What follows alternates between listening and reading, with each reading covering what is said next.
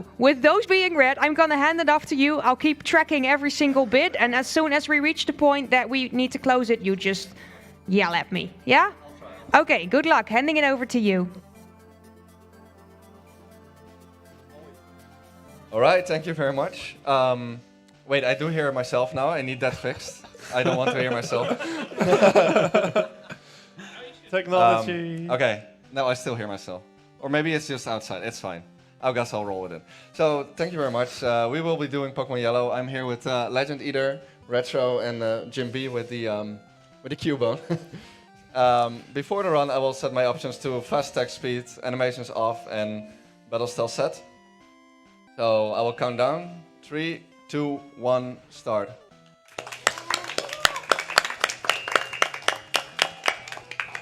So yeah, Pokémon Yellow, Generation 1 of Pokémon, follow-up version on Pokémon Red. In this game, they added some elements from the Pokémon TV show. As I just named my character one character name, do the same for a rival. I will give this a W because originally I was gonna race Pokémon Yellow with SL Wheat at BSG, but he wasn't able to come, so I will still involve him a little bit in this. He doesn't get more than one character though, because otherwise we're not going fast as we can. Yeah, each character is like 1 frame to display. He's not worth more than 1 frame. Still, we will have incentive for the Nidoran name though, because it's fun. So I heard the bidding is going on quite intensively, so you can still snipe that name. Okay, so Pokemon Oak just successfully YOLO balled the Pikachu. What are the odds? What are the odds? He's cheating, I think. Disqualified. Yeah, so contrary to Red and Blue, we are not allowed to pick our own starter. Instead, we have to deal with a Pokemon that's not very useful. I agree. 100%. Let's see if we can still pick the Eevee, though.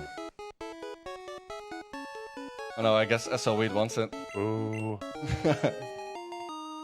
So yeah, as I said, Pikachu is not very useful, especially not for the speedrun. He is very big trouble with getting past Brock. And it just doesn't have the highest stats overall. What do you mean? You're not gonna do anime strats and just turn on the the water? The water thing? Yeah. And then electrocute him? I've tried it, but it's not very effective. You're not a very good Pokemon trainer then. Thank you. So, Pikachu will have to do one battle though. Which is of course the first rival fight. The fight is not really important to win or lose. But winning or losing this fight has implications for the evolution that the rival will get. If we win, you will get a Flareon. If we lose, and this will decide it. Okay, ooh. We actually live on 1. Oh! That's a general miss! Oh! Tackle's a great move. Very good start. I will have to explain this right away. So, in Gen 1, even the 100% accuracy moves have a chance to miss. Due to bad coding. There's a 1 in 256 chance that the move misses, and it just happened. Getting out of the way early though, you know? You usually see 1 per run, so yeah. Let's hope that that's the one. On average, you see it once per run, yeah. So I bet that you say too. Got that going. Yeah. For the opponent though. Yeah, much better. So, yeah, as I said, it doesn't really matter to lose that fight. But he will now have a Vaporeon instead of a Flareon. And his team will give me a little bit less XP than he would if he would have Flareon. So that means that later we will have to fix that with fighting another trainer than we usually would.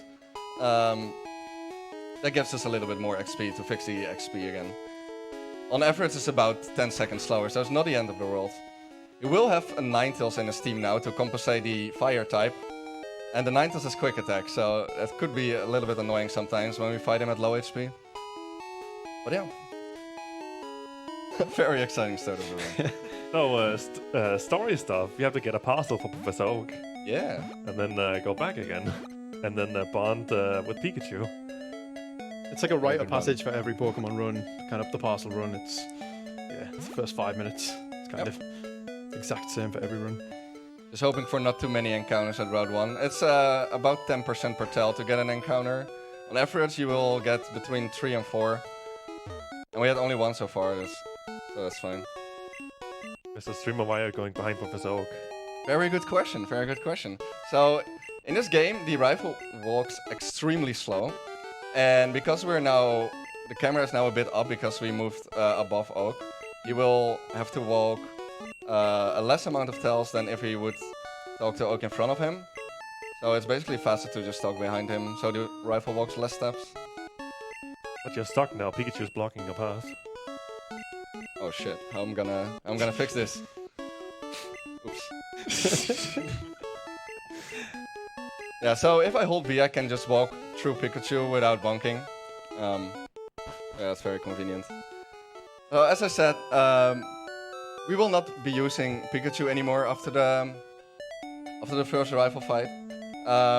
We will have to find something else that's good for the speedrun. And there are a few options that are good against Brock in the early game. There's, for example, Mankey, shoutouts to Fondlyways. Butterfree would do quite well with Confusion, but is obviously not so strong later on. So we will go for the Nidoran male. It's a very strong Pokemon at all stages of the game. He appears above Route 2, but only 5% encounter rate at the highest level. So to get him, we will do something that's called RNG manipulation. I'm only supposed to buy 4 here.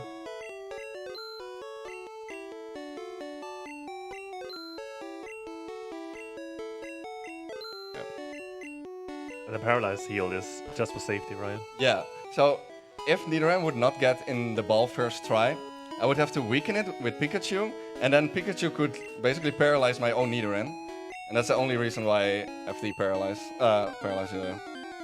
So we explained how to get Vaporeon and Flareon, but some might be thinking, how do you get Jolteon? You do that, like, there's an optional rival fight to the left of Viridian, where if you do that fight, he will get Jolteon. But since it's obviously optional, it's slow, so... I think it's based on how many wins you have against him as well. So if we were to fight him now, we'd get Flareon? Yeah, exactly. If you have 1 win, he gets Flareon. If you have 2 wins, he gets Jolteon. Okay, so here we'll do RNG manipulation for the Nidoran. I will need some science for that, and the Nidoran name is cut for the bit war at this point.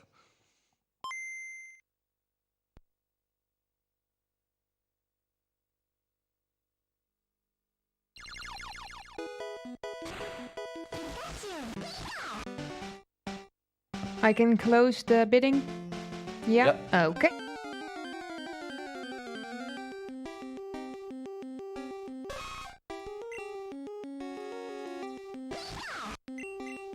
Nice. Okay, so if I did that right, it will get into the ball as well. And I did right. Cool. It is a lot harder than it looks. It's like a 3-frame window and then a 4-frame window or something. What's the name for the Nidoran? Let me check real quick. Refreshing my page as of right now. And we do have... There it is. Currently, the winner is Flutzoran with 111 euros. Wow, let's go. Thank you so much for donating, guys. So Flutz, so... Okay, let's check if I did it right. Flutzoran, right? Yeah, Yeah. I did it right. Good. I will still have to check if I actually have the good stats. And I do. Okay, that's fine. Because there is a small chance that we don't get the right stats. It's, the RNG manipulation basically has a chance to fail based on the frame you save on. So I could have not gotten the Nidoran there, or a Nidoran with completely different stats, or like tiny different stats in some cases. But luckily we have a decent one. We don't have the best one, but we have a quite decent one. So for this fight, we will first weaken the Caterpie to make it, on average, the most optimal amount of turns. I'll have to explain something about critical hits. So if I were to crit this Caterpie, it would ignore the stat changes from the Leer. And because of how critical hits work in Gen 1, it would actually do less damage in this case. So sometimes it's not beneficial to crit.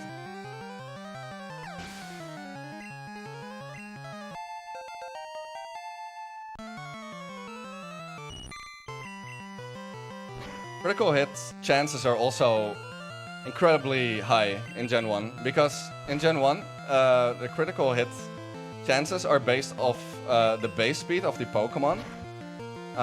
So you can sometimes, for several Pokémon, you get like incredibly high crit rates.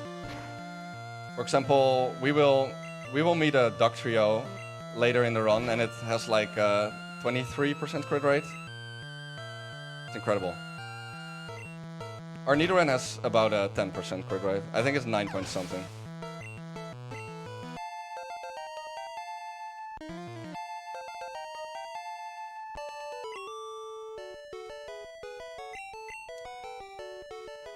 So the guy we just fought was actually an optional, but we need to fight some optionals at the start to be able to get double kick before Brock, because without double kick the Brock fight is incredibly slow and dangerous.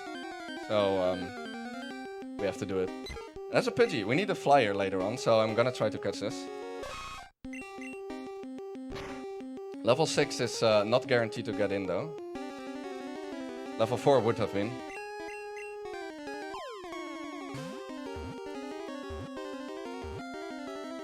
Cool.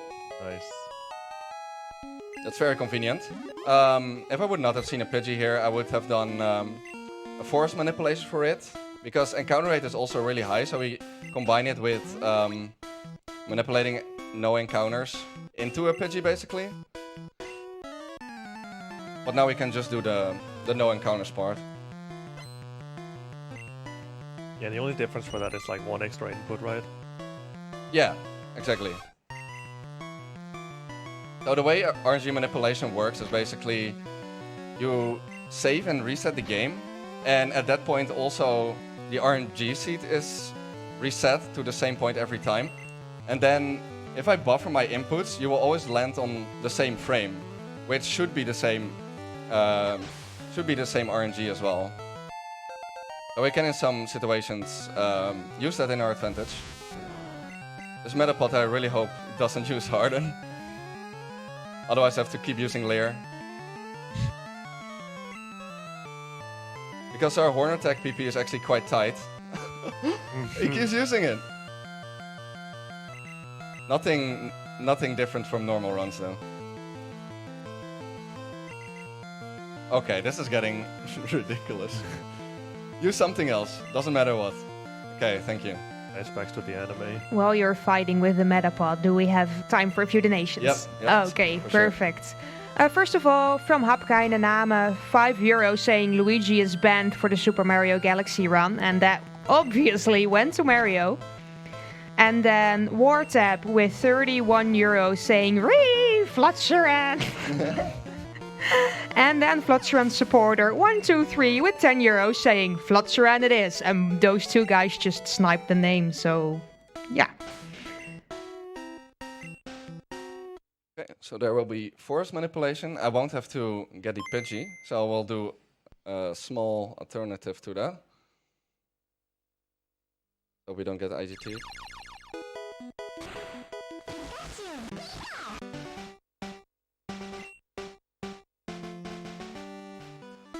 Watched one there.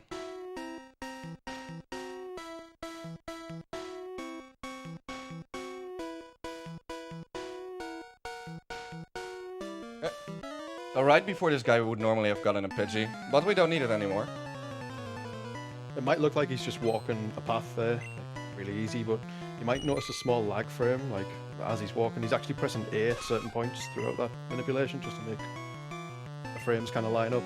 And A press skips over a frame, so Yeah. it just allows us to more easily make the things we need to happen. Yeah, when you press A, the game will think that you are trying to pick up an item or something like that. or yeah, perform an action, talk to someone, or do something. So it will produce a few lag frames that we can use in our advantage to delay the RNG a little bit. Okay, so that was Forest. Forest is usually the most RNG heavy part of the run, so... Well, in this game, it's not possible to do extended manip after a trainer, right? Wait, do you mean from a manip into a trainer and after a trainer, or? Yeah. Yeah, it's not possible to do that because you have to select a move, and when you select a move, you never do it on the same frame every time. So yeah, once you get into a battle, you're not able to extend the RNG manip anymore. Yeah. Okay, I saved before that fight because there are a few things that could go wrong here. I should be able to heal out of crit range on both this fight and the Brock fight, but I'm saving there in case if it goes wrong, I will end up all the way back in Pallet Town, and definitely don't want to do that.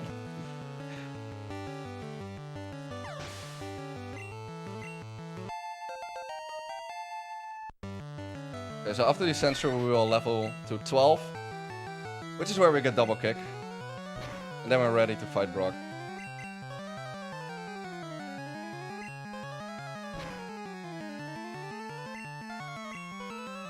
This could be kind of risky. I can die to a crit here.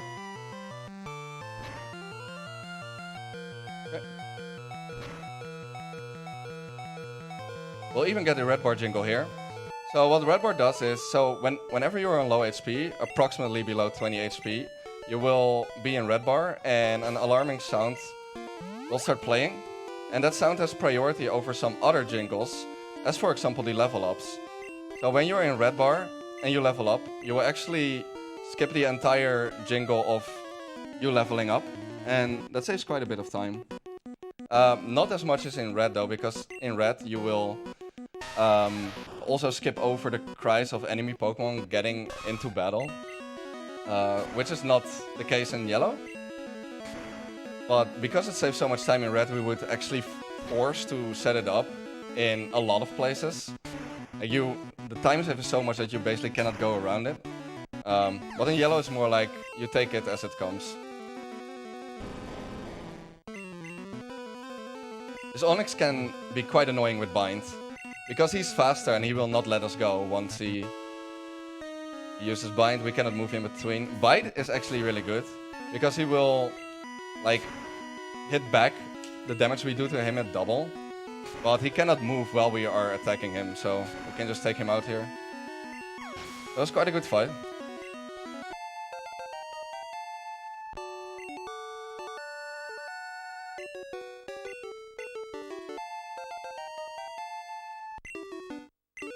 That was batch number 1, and Brock is talking here about our moves getting more powerful. And even though that might seem a little bit vague, what he means is that after beating Brock,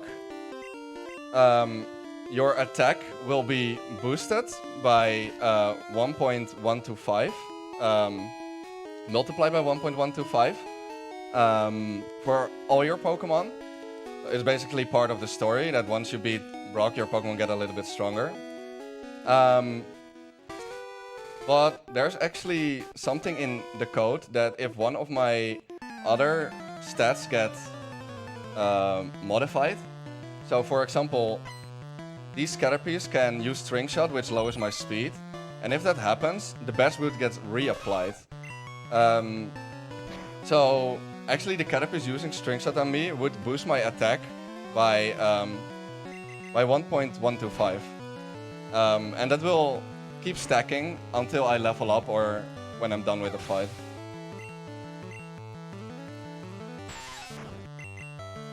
It could be kind of useful in some cases. In some cases we even force it by using X items that also modify your stats. But in this case it's usually just to save the Horn Attack PP and finish off with Tackle wherever we can.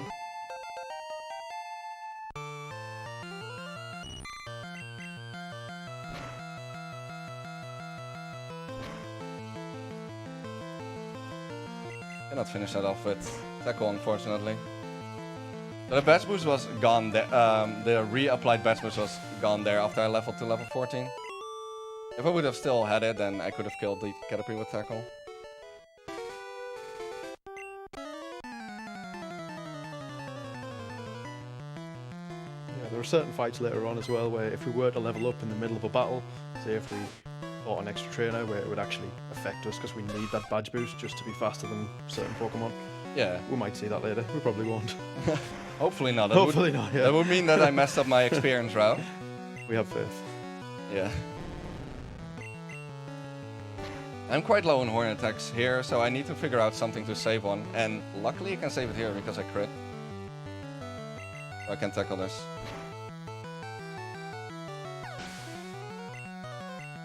thing to talk about as well is attack animations. Yeah, exactly. So even though we have animations off, you can still see a little animation whenever you use a move.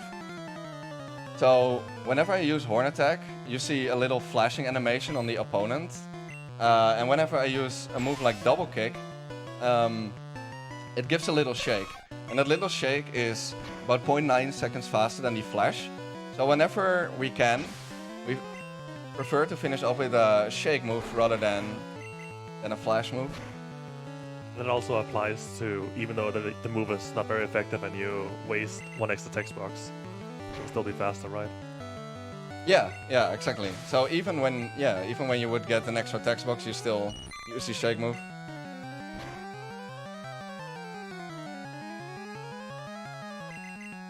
This is a range. I will probably not get this. Oh, okay, Nice. cool. Yeah, I needed to tackle there because quite low on horn attacks. But now we're completely fine. Another thing to talk about is the thing you keep mentioning, ranges. Yeah. Yeah, so you never do damage to a Pokemon in one set value. It will always be in a range. So the way that works is that the game calculates a value based on your attack, Pokemon's defense, and the power of your move. And then I think it can do a damage in a range of 12.5% less or more than that. And if we do the maximum amount of damage, we call it a 1 in 39. Or also for the lowest amount of damage, you can also 1 in 39 low roll. So we evolve to Nidorino, and we will basically use Nidorino only for this fight. After that, we will shortly get the Moonstone and straight away evolve it into Nidoking.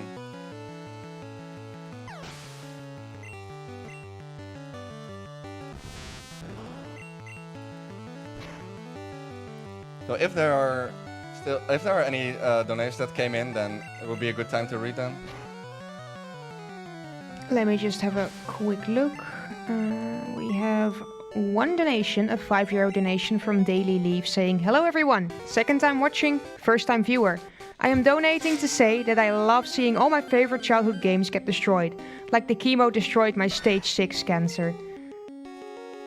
His grandpa also recently died of cancer and his grandma has cancer now, so money goes to save the viewer. Hype."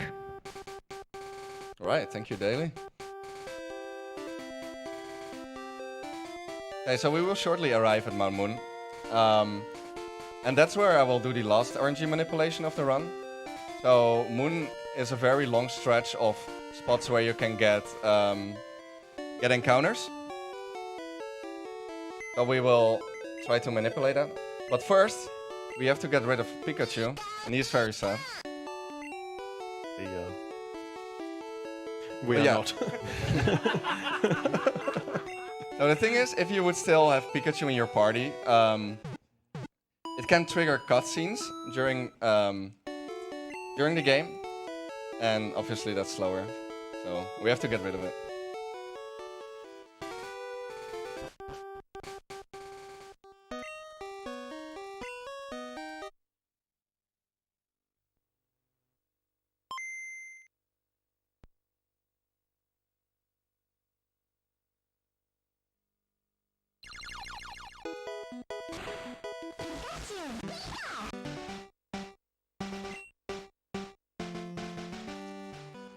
I might have done it wrong. Yeah. I just have to reset again. Was too slow on the start press there.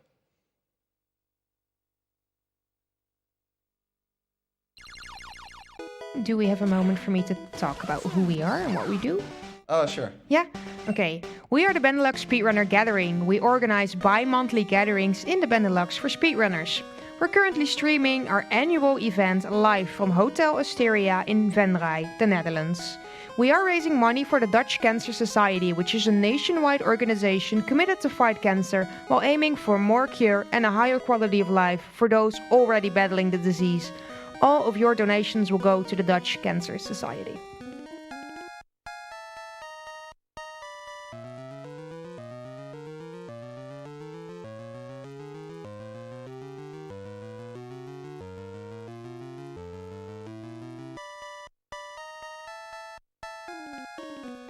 So like I talked about before, every manipulation has its own consistency.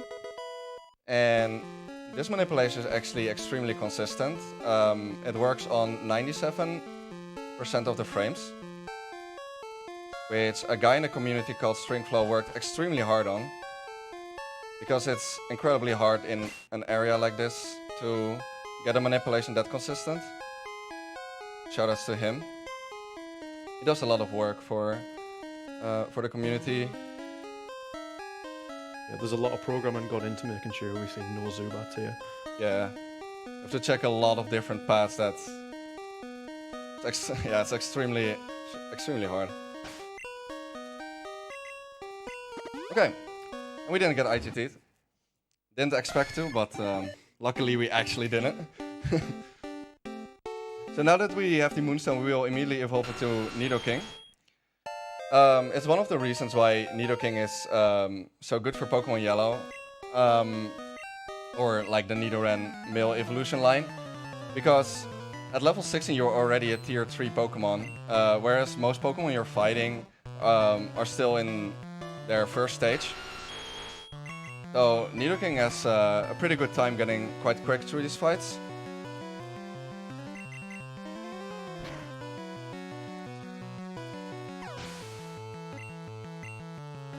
Yes, we'd also talk about that these manips have not always been used for the rule set. It wasn't until a few years ago when we switched to RTA timing. Before that we used in-game time, so we weren't allowed to save and reset in the middle of a run, because that would give a confusing outcome of what time you got in the run. So you weren't able to do manipulations back in the day, so people would actually go through Mount Moon and then hope for almost no encounters, because you just cannot never go through Mount Moon without an encounter. Yeah. And if you would still like to do that, then there's a category name called Any % Glitchless Classic, which the name refers to, like, the classic rules that we used to have.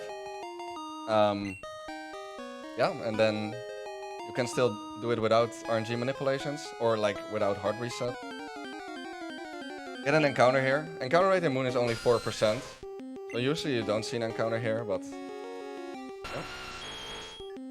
Yeah, it's changed the Pokemon speedruns generally for all generations pretty much, because we were able to save and reset and then do manipulation for almost every single generation, except for, at the moment, Gen 6 and 7, when there's no manipulation. yeah. Basically the 3DS games. It's also interesting that in every game... Oh, that's a nice crit. Otherwise, like this, Ekans has Wrap, and that's an extremely slow move, so it's nice that we don't have to deal with that. But yeah, it's interesting that in every generation the RNG manipulation works in Wow, we also crit me up. Okay, so that the RNG manipulation works in extremely different ways. For example, yeah, we saw Gen 4 earlier this week, and RNG manipulation works entirely different there. You can extend it after fights, for example. This is Retro said before, you cannot do that in Gen 1. And even in, for example, you're talking about Generation 4, there's even a difference in the different games you're doing. Like in Diamond Pearl, you can do battle manipulation, but in Platinum, I believe you can. Or at least, like, maybe not the Sinnoh games. Diamond, Pearl, Platinum, you can't do battle manipulation, but you can in Hot Gold, Soul Silver. Even though they're all Generation 4. So they even looked into the RNG and changed it a little bit. Yeah, that's quite interesting.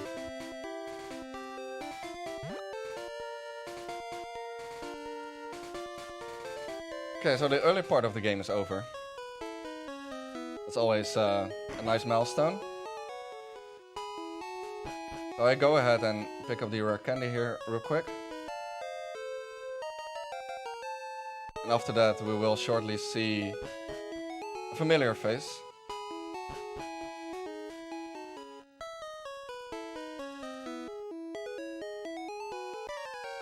Sweet.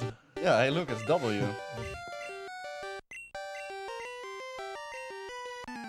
But this time he has a lot stronger team than before, and he was already able to beat us before, so...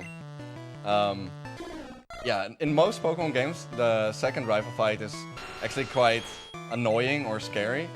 For example, this Spearow has the move Growl, that we absolutely don't want to see. And we get a pretty good outcome there. Because Leer would not have mattered, and it even failed, so... But what's really annoying is this Sandshrew, who has Sand Attack. We really don't want to see that, because Sand Attack is really busted in Gen 1. It will lower our accuracy to... A 100% move, it will be lowered to about 67% accuracy. But he didn't use Sand Attack, so he gives us a quite easy time here. Also quite interesting is that these kind of status dropping moves in Gen 1 has a 25% to fail, even when they're 100% moves. It's almost like the game wanted to give you like a way out in case you would get status move. This Eevee also has Sun Attack. But uses Growl, and that's completely fine.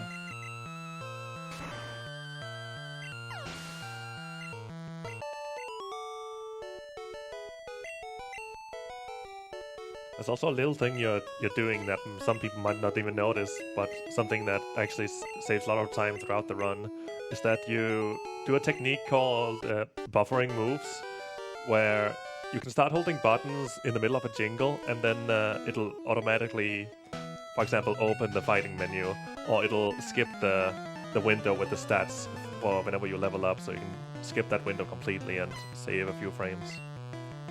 Yeah, in Gen 1 we use a lot of buffering. Gen 1 allows for a lot of buffering, so for example there, yeah, when my Nidoking gets sent out and does his cry, I can already start holding A to get into my fight menu. Even when the Caterpie there uses Tackle on me and my HP is going down, I can already start holding A to buffer selecting my next fight menu.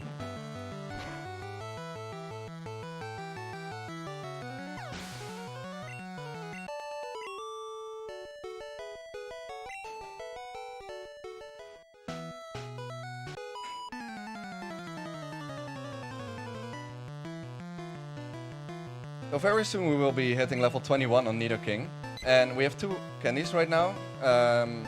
So when we hit 21, we will immediately candy to 23, because at 23 we learn a very important move, the move Thrash. And Thrash is a very powerful move. It has 90 power, and you don't have to reselect it once you selected it for the upcoming 3 or 4 turns. So it's an extremely powerful and quick move. Also has shake animation, so yeah, we basically call Thrash the speedrunner move. Because in casual play it's actually quite annoying. Because usually you don't know like how many hits it will take, and after those 3 or 4 turns you will get confused. So what we do in speedruns is we basically use it on fights where we know that we will not have to hit more than 3 of them, so we will never get confused. But there is at least one exception to that. There's one fight where we need to hit 4 of them. And another Gen 1 miss. One attack just missed. 1 in 256 chance. Oh, is anyone donating for Gen 1 misses? And of course you get punished by Rap as well. That was already the second one of the run, so quite hype. Not something you see very often usually. Pumping up those numbers of average Gen 1 misses in a run. Yeah, we're already over the average. Pretty incredible. Let's see how many more we will get. I mean, at this rate, we're gonna get 8 in total. Do you have a moment for a few donations? Yeah, for sure. Okay. First off, we have a €100 donation by Timo van der Werf. He's saying, "Hi all, saw some of you at First Look 2019 and 2018. Never been to the monthly, even due to schedule, but at least I can support you all through this. Money goes to runner's choice, so is there any incentive you would like €100 to go to?" Yeah, for sure. It would be the Glitch exhibition of Mage Sim Australia by Dolony. Okay, I'll put it towards that. Then we also have a €25 donation by Anonymous with no comment. And a €5 donation by HN saying, "Good luck Araya, be careful, rare candy is hard to use." On to do. Thank you, HM. So yeah, we have to move Thresh now. This is probably one of the most consistent parts of the run. We are literally thrashing through here. Yeah, and everything dies to it, so.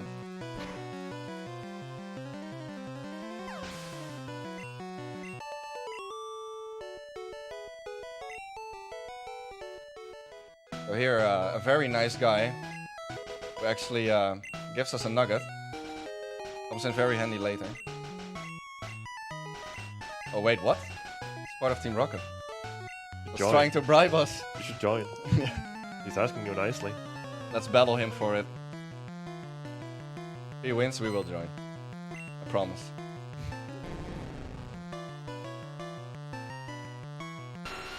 See what Flood's rank can do.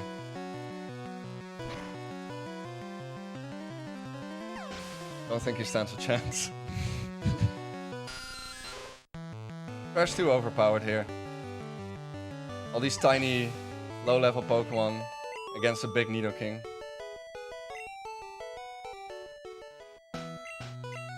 Yeah, so we will go a little bit out of the way here to pick up the Charmander. And we need Charmander for the moves Cut and Dig. Yeah, basically you need Cut just to progress the game. And Dig is just very handy to get out of areas quicker. Luckily I did not forget to fight this guy, because this is actually where you need to choose which hiker to fight. This one is a little bit slower than the other one, but gives more XP, and we need it because we will miss some XP later on the rival fight by him having Ninetales and Vaporeon. This Streamer Karate Chop was just neutral damage. Isn't it a fighting type move No, it's a normal type move. in this game?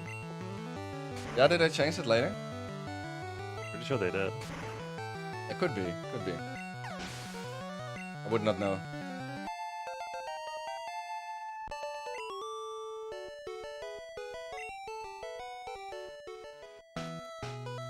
So now we fix our XP for the rest of the run, basically. I don't fight anything else. Any optionals.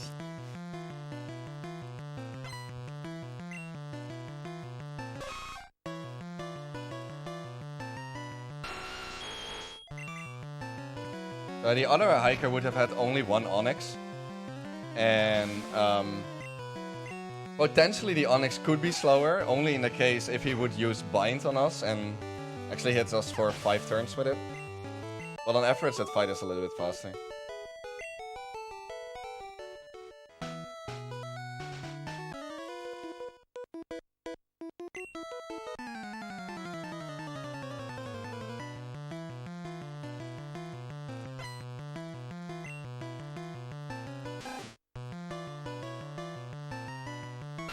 So, floods around.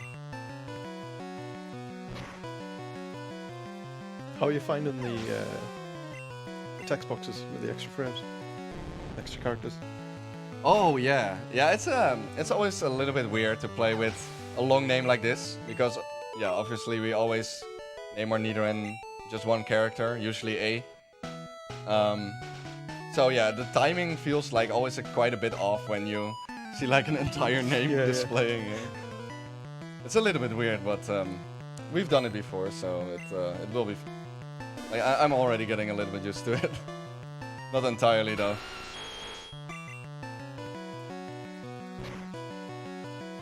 Oddish going down. Not the Oddish though. Yeah, there will be an Oddish coming at a later split. It's a later part of the game that is quite scary. Is it this one? No, it's not this show. Oh. This one is very under level.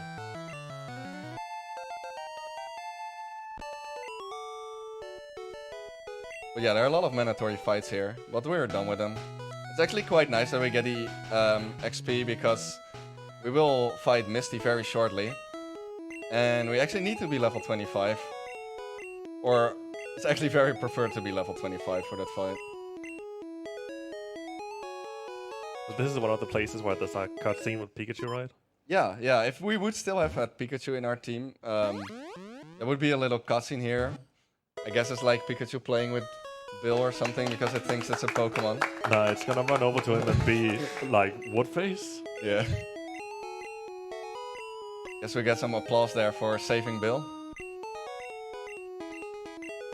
Or for skipping a cutscene. Okay, so in red we would actually be able to escape rope out of that house. You were able to do it from houses, but they fixed that in yellow. So we have to walk all the way back to Cerulean City instead of teleporting out of there. It's like a victory lap though. It's past all the people Yeah, just defeated, so. That's a good way to call it. Go past all the victims.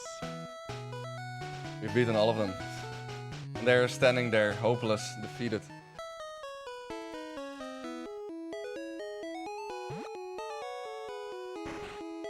Okay, I will take the center here. Because it's quite important to be high HP for next fight. Or next gym. Misty's gym. But we also are needed to set our war point to here. So you could either basically center before or after Misty. But we do it before because we need the HP. There is a case in which I would do it after as well. For a marathon, for example, if I get like hit into really low health after Misty. But we'll see how that goes. First get past this Goldeen. This Goldeen has Supersonic. But because I'm already level 25, it has a small chance to one hit. It also dies with a crit. Okay, no Supersonic, so we're good.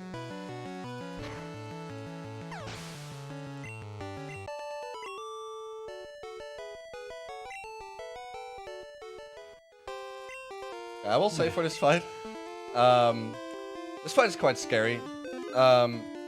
We are just level 25, which means we are just faster than the Starmie. At level 24 would have been slower. But still, the Starmie is quite scary. It has good AI, which means that it will always use a super effective move.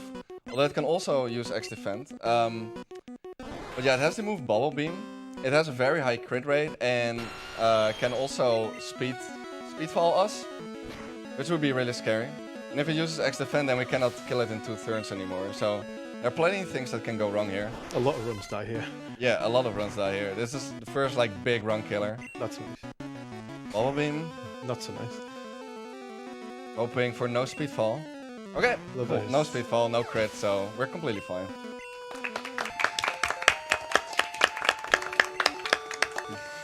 Yeah, quite happy with no death here. In red, it kills a lot more runs than in yellow because you want to be, or you don't usually take the center in red, so you're on a little bit lower HP. So a crit would mean a death immediately, whereas in yellow we can actually tank a crit as well. So it wouldn't need, it needs a little bit more to take us down, but it can definitely happen. If I would have gotten speedfall there, for example.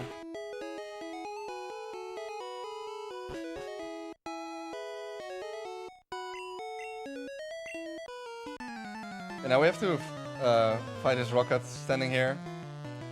Guess he made a big mess in that house. We need to stop him. But how do you know it's him? You don't have a detective with you. No, not in this game. Not in this game. We will see it later in the marathon, though.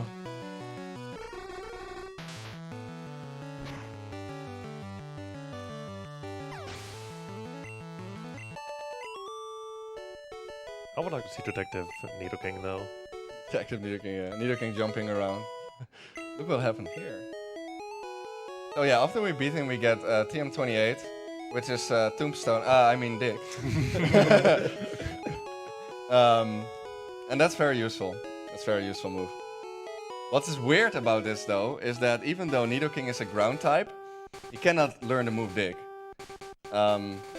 Which is very weird. They fixed it in later generations. But yeah, would actually have saved quite a bit extra in this run if Nidoking could also have learned Dig. How did you pick up that item so fast?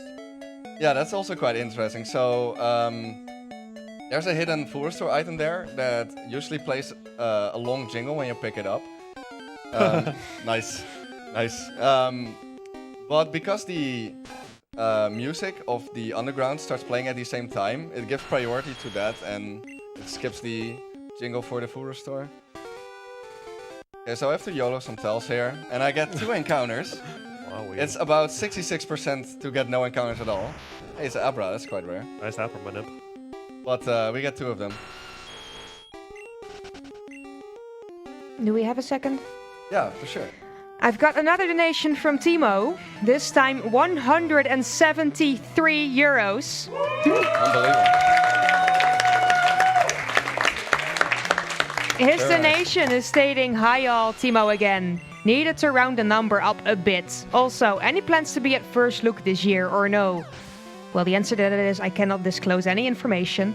But I have put the 173 euros also towards Mages of Mistralia, Wow. which means we only need 2 more euros to meet that incentive. That was on purpose, I believe.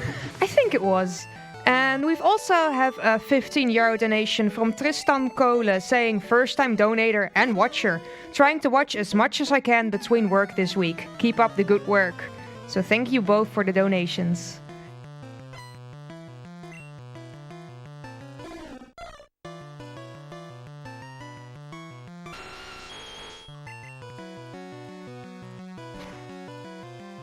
So yeah, as I explained before, we cannot teach Dig, but Nidoking is able to learn all these crazy special moves like Bubble Beam that we just got in TM from Misty, and Blizzard, etc. That's quite interesting, but it makes Nidoking quite good because it has a lot of coverage.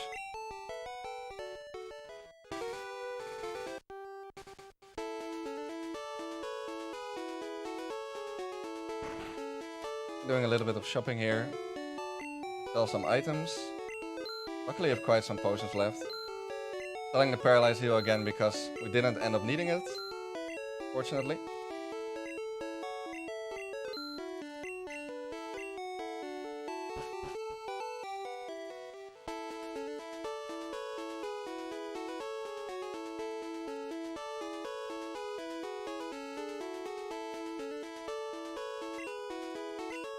Also nice to mention we have passed the 3,000 euro mark, so that means we will only need 900 and a bit more euros in order to reach Barney.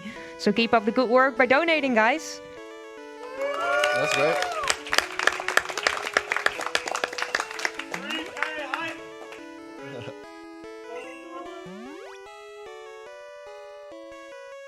I have quite some potions left, so I decided to heal twice there. Because Surge can be kind of scary. Extremely scary, actually. I also need to teach Bubble Beam before next fight.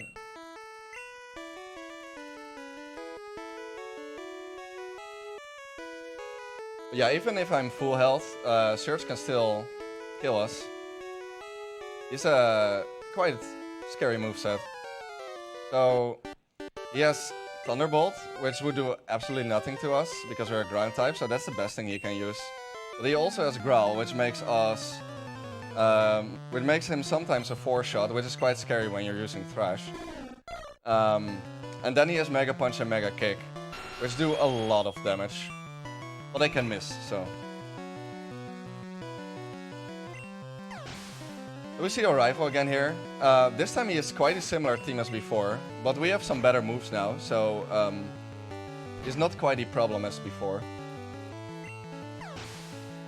While we're still in the mages hype, we've got the final €2 to meet that incentive. Flotzeran supporter 123 with €2 saying, okay Dulani, just do it now. And even Timo pitched in another €2 saying, well, we gotta meet the goal now. So it's gonna be Glitch Exhibition, guys. That's great. Happy with that. Going down.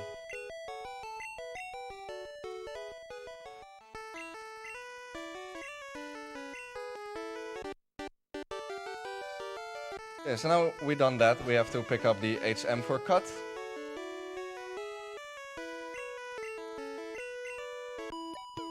To do that, we have to, we have to help this captain out here.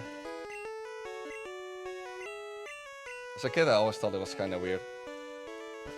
I didn't really understand what's going on. For me, that's just the fact that I didn't know English when I was a kid.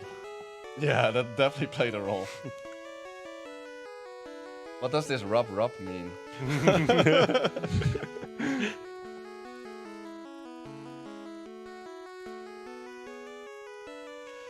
Time for the longest cutscene of the game. Time to relax a little bit. We all love Seeing the cutscenes. SSN leave.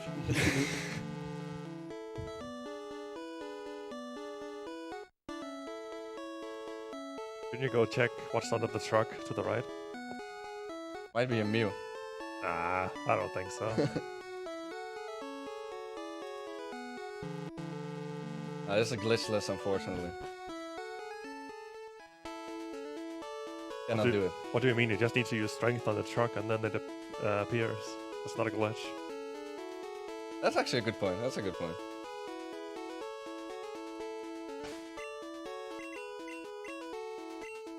So doing a little menu here. Need to teach dig. While I'm going down, I swap for repels. So usually we try to do as much as possible in one menu. And the items that we use the most, we will swap to the top while we're going down to use a certain item. Also, in red we would actually do a manipulation for cans here, but in yellow the cans are a little bit more predictable.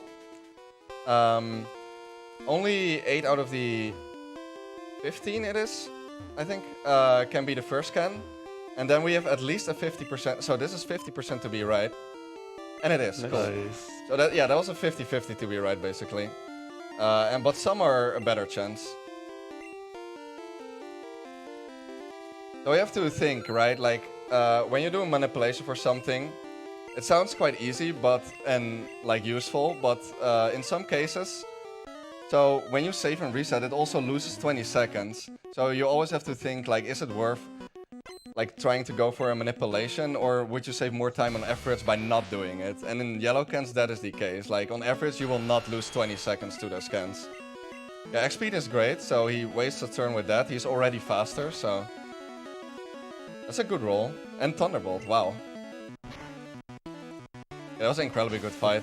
So skillful. Couldn't have hoped for anything better. No Mega Kick or anything. He's so skillful. Yeah, very skillful. No damage there is pretty convenient for next split as well.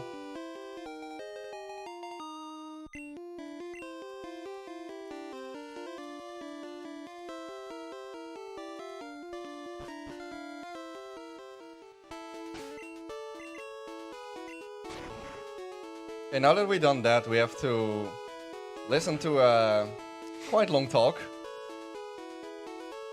What a really, good one. really passionate guy, you know. Extremely passionate. But yeah, in trade for listening to his passionate story, we will get the bike voucher.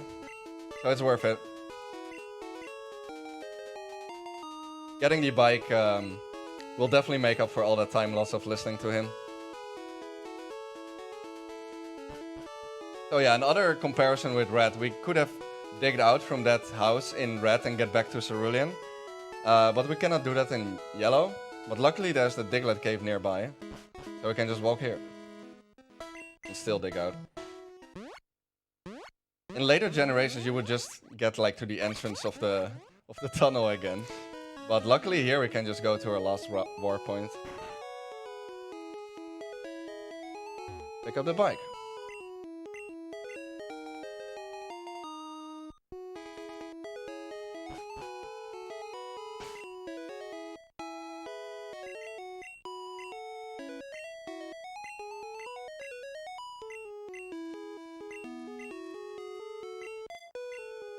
Don't need double kick anymore.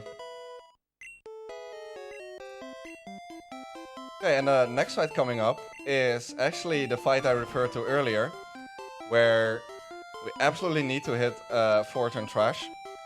This girl has 4 Pokemon, and the others just don't die to anything else than trash.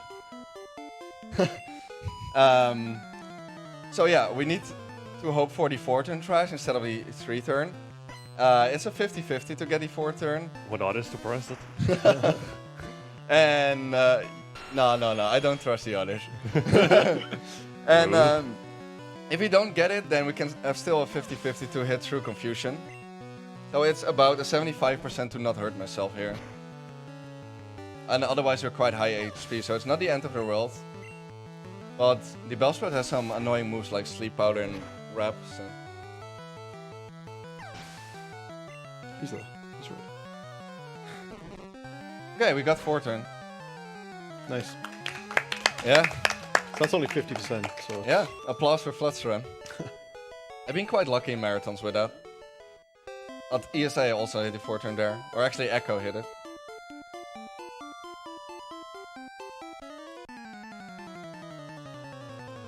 So in this fight, because it has 3 Pokemon, and the last Pokemon is not guaranteed to die to Thrash, we basically take it safe here and kill the first Pokemon with another move. So that in case we need the 4-turn, yeah, we don't have to hope to not get confused, basically.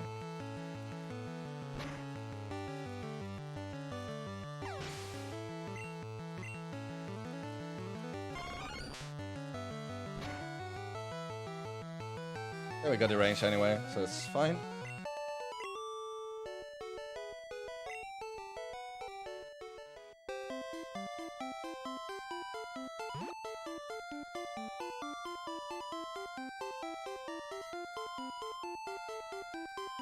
I just realized something. You might have forgotten something.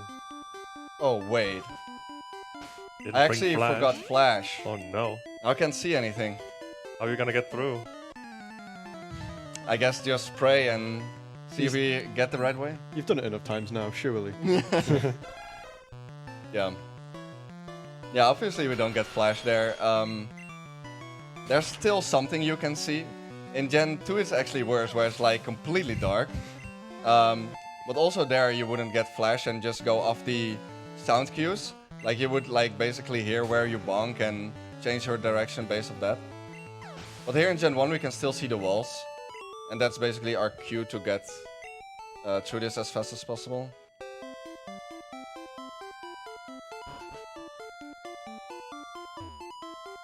Little bonk there. It's hard to do it perfectly, but we can do it. We can do it close to perfect, hopefully.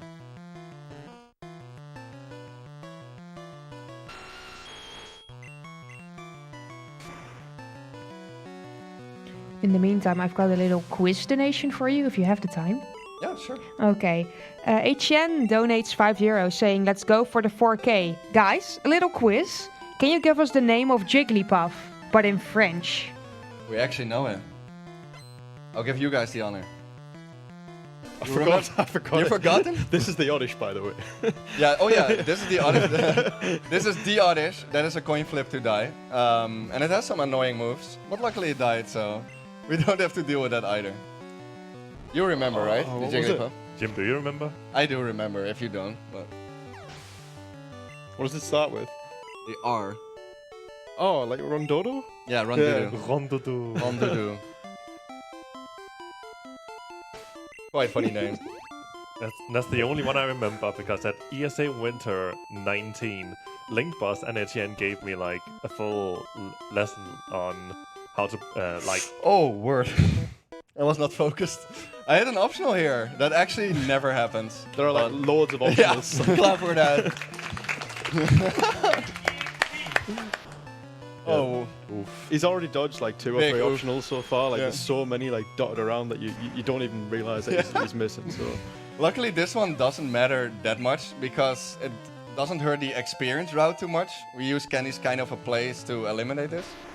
I will actually look at how much money I get from him to see if I can spend a little more. Should have brought Flash. Yeah, should have bought Flash in this case. That's totally right. that's what you get. Have fun, man. Okay.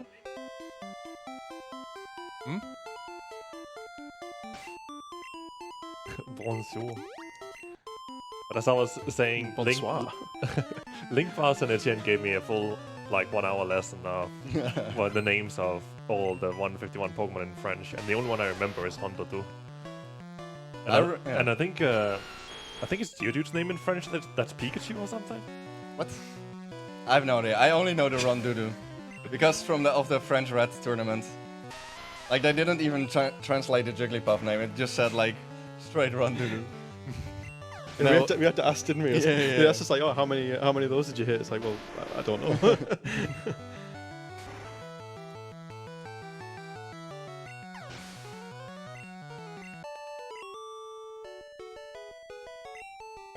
Okay, no more optionals, please. There's another one there. There. We're just bumping into the walls. Okay, we dodged them. Let's go. I feel like I should take full responsibility for that optional. No, For distracting you. You didn't. I should be able to handle that, so. We have some extra money now. I can actually afford an entire super potion of that, so. Good strat, good strat. Having a quick look at my time. Would have been better. Still quite alright.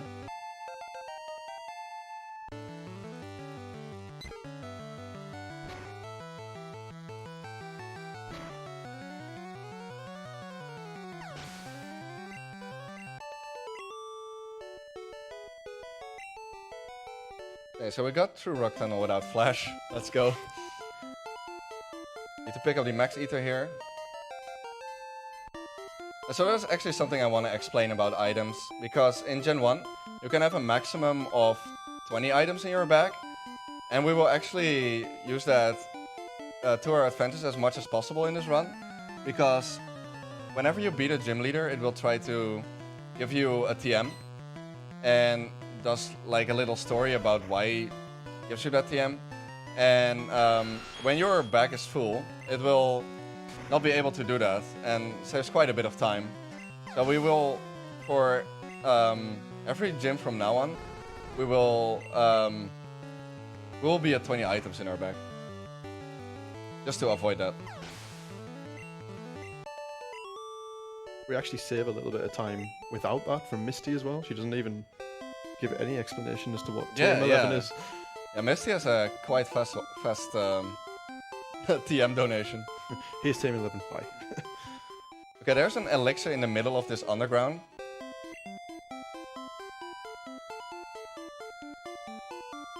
Yeah. Nice. Okay. So there's a pretty difficult queue for that, because the entire underground looks the same, but I actually count the bike pedals to know when I need to pick it up. You can also use a sound cue for it. I know that a lot of people listen to the bike music and know exactly when the elixir comes. But I find it a little bit easier to count the bike. It's 2 frames quicker as well the way you do it. So Yeah, exactly. Save the frames. Yeah. So this is our last very big shopping trip of the run. So we basically buy all items we need here. Little mistake there. So I think I can afford an extra super. Let's hope so.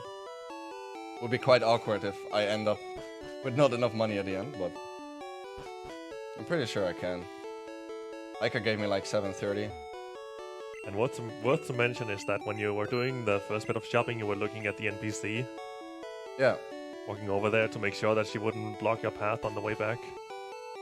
Yeah, because you can like take 2 routes to get to the stairs again, and depending on where the girl walks, you can get blocked by her. So we kind of take the other way than where she's facing. So fun fact, the rock slide that we picked up here, there's actually only 4 times that we use it, but we need to use it because the Ghastlies only die to that, and they have extremely annoying moves. And that's where dig would have come in handy, so. Exactly. Okay, cool, I have enough money. So that's all our shopping.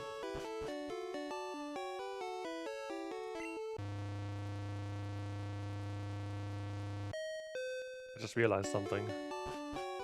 What is it? Wigglytuff's French name is Rondoudou.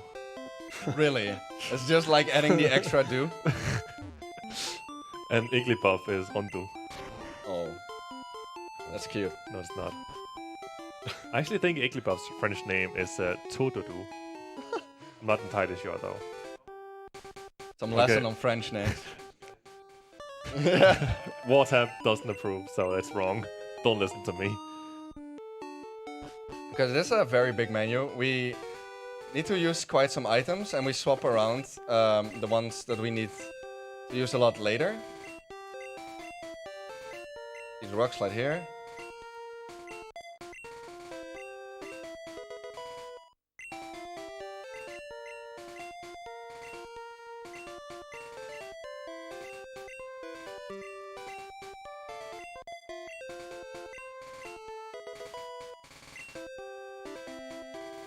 Swap up the X accuracies.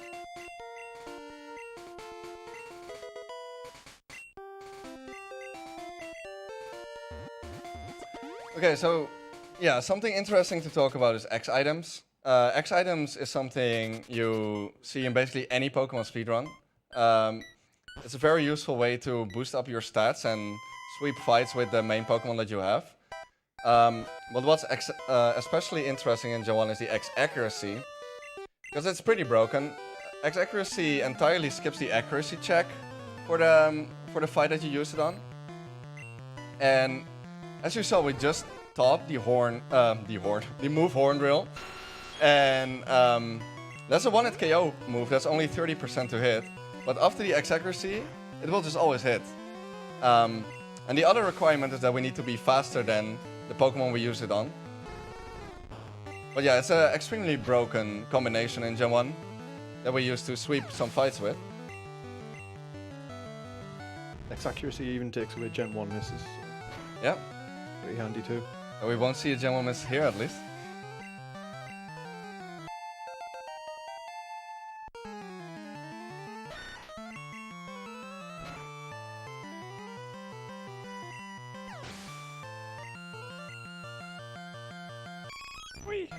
I knew you were gonna do that. I've been interrupted every single time so far.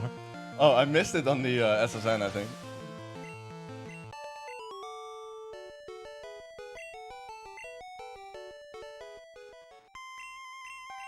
So yeah, the rifle not standing a chance again.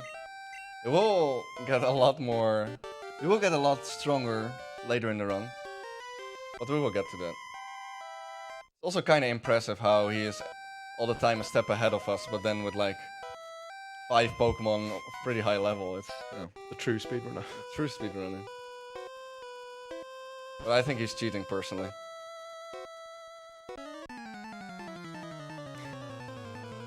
So these are the Ghastly fights that we need to use Rock Slide on. But Rock Slide is a quite annoying move because it has a 10% to miss. We absolutely don't want to see that. Yeah, that's fine. At least our health is quite high. But yeah, the Ghastlies can use Nightshade, Lick, and Confuse Ray. Nightshade is completely fine, especially on that health. But Lick and Paralyze and Confuse Ray is Confuse Ray, so quite some annoying moves. Another very useful thing in this game are elixirs. Yeah, yeah, it's an item that restores your power points, and yeah, they're quite fast to use because the only other way to restore it is to center or die, I guess. So yeah, elixirs are extremely useful in speedruns.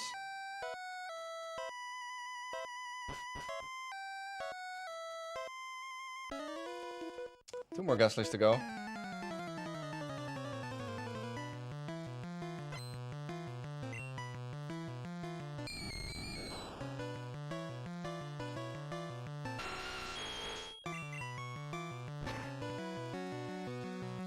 Be quite lucky with hitting those. Practice, I also didn't miss any.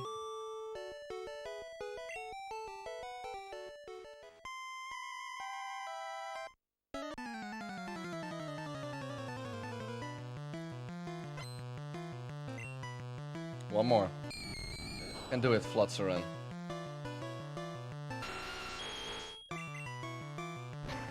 Cool. Good man. Good job. Good boy. Making my life easier. Also funny how you cannot even dodge this rare candy. Like, we would have picked it up anyway because it's quite convenient, but the game is literally forcing you to pick it up.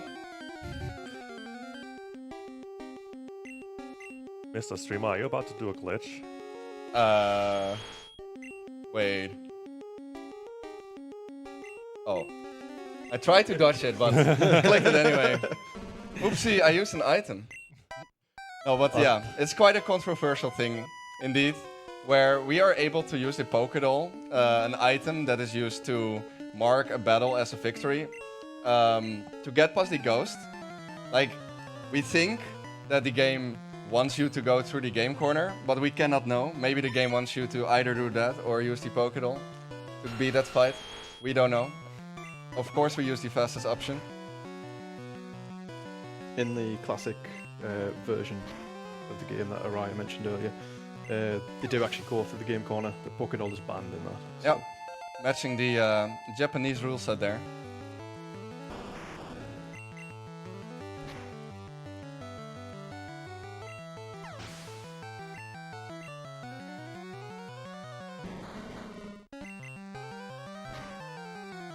Shout outs to Galarian Weezing that got announced a few days ago.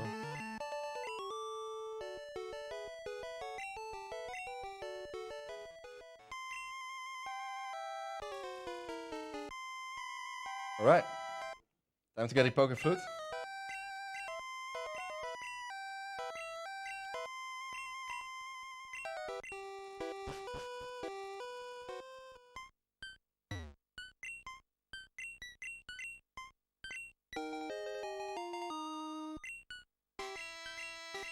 Of course we need the Poké Flute to progress the story later on, get past Snorlax.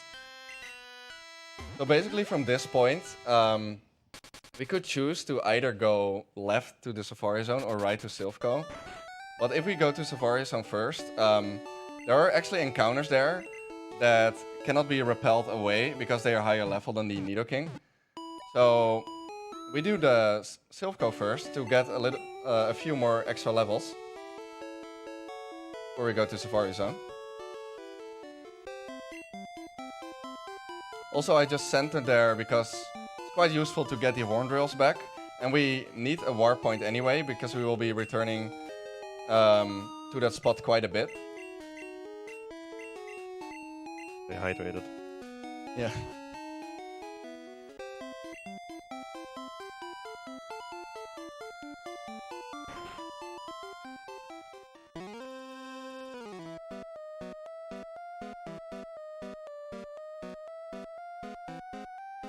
So here we will first go to the 10th floor.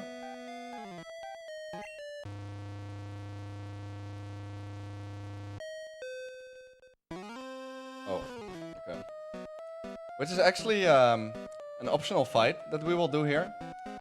But the reason we do this is because there are a lot of items that this guy is basically guarding that are extremely useful for us.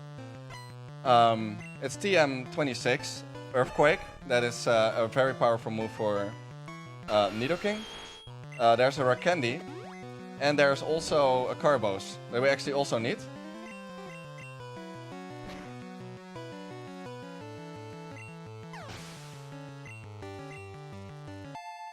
I already leveled to 34 here because of the extra experience from Rock Tunnel. Usually you go to 34 one fight later.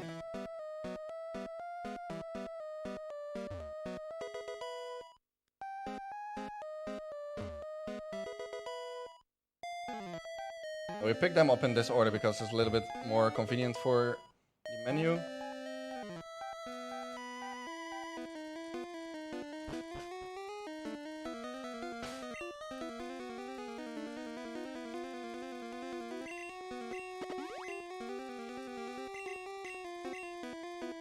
Using Earthquake here.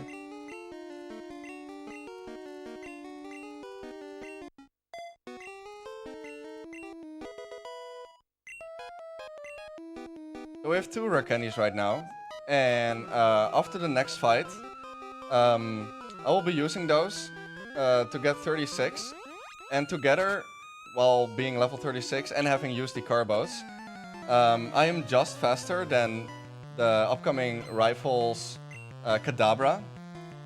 It's actually a quite interesting route change that's been, I think it was about 1 or 2 years ago.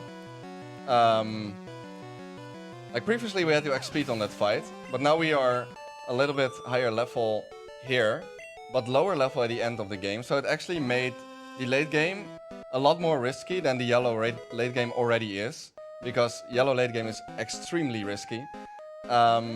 But it made this part a lot better and faster. So.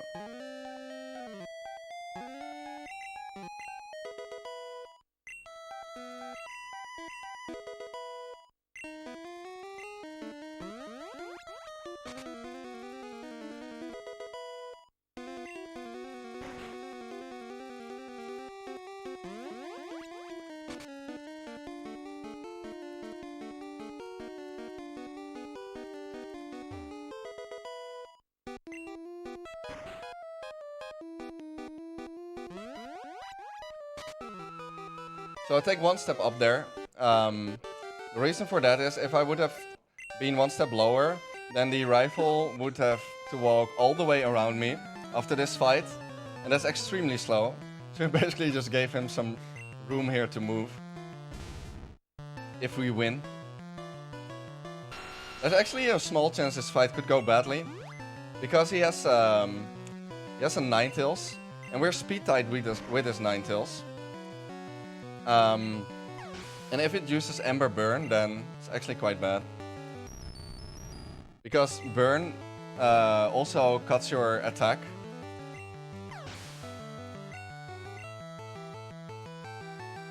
So just hope I kill this. Okay, we won the speed tie. That's cool.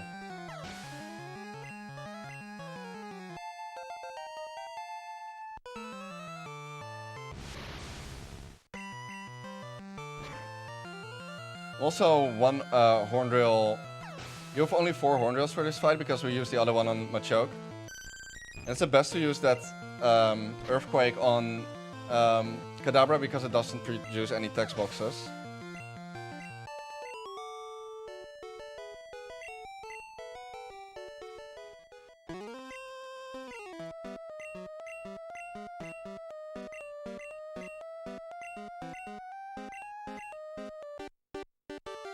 So we'll quickly pick up the Lapras here, which serves for Surf and Strength.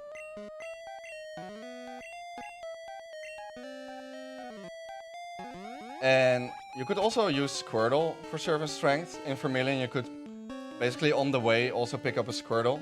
But Officer Jenny, who gives you the Squirtle, talks a little bit longer than this guy, and Squirtle also has 3 moves instead of 2. Lapras only has 2 moves, so you would need to override one of the moves. So Lapras is the faster option for Surf and Strength.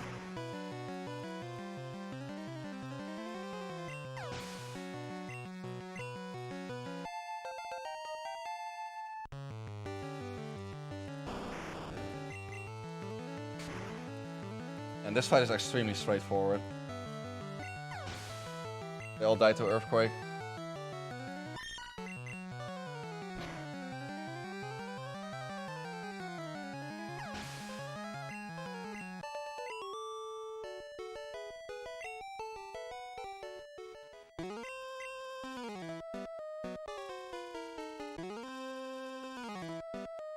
So this part is a little indication that maybe the game might have expected you to go to Game Corner first. Because the Giovanni here basically says, hello, we meet again or something. But this is the first time we meet him here. No. Maybe you just have a clone walking around this world. Yeah. He's maybe mistaken you for Gary. Yeah. Yeah. Yeah, who was ahead of us. So it actually makes sense. So I have to use an X attack here. Focus energy is great. We just don't want to see Fury attack there, which is a little bit slow. Well, what's quite scary is that this person is still faster than us and could use Growl, which negates our X attack. So I'm just hoping that he doesn't do that. Okay, cool. So that fight went quite well. In case there are any donations, it could be a good time for it. We currently don't have any donations, I'm sad to say, but I can talk a bit about what we do here. Sure. Yeah? Okay. First of all, I would like to thank Nintendo Core. They are sponsoring the prizes.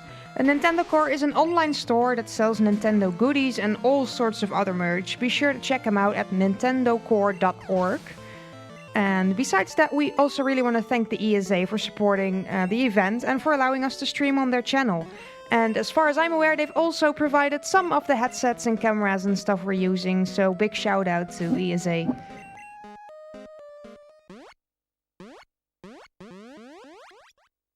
So now that we're done with that, we can just dig out and end up here.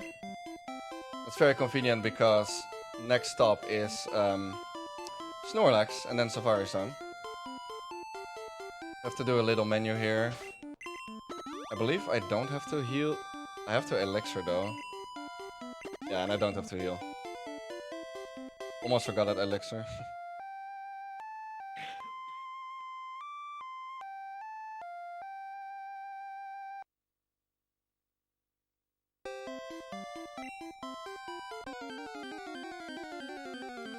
So let's see how we will beat the Snorlax. Get past him.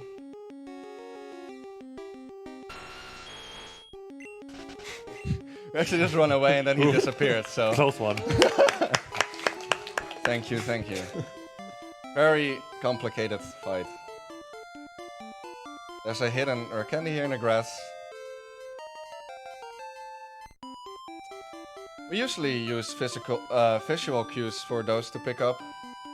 For example, on that one you can look at the third flower and pick it up.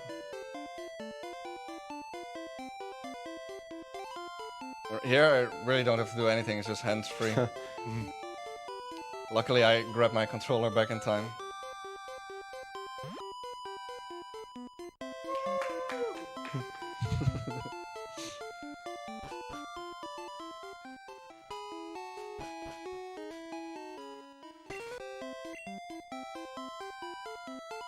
So in yellow you have a little bit more menu lag than in red, for example. So in red you would cut those bushes to get to the Safari Zone.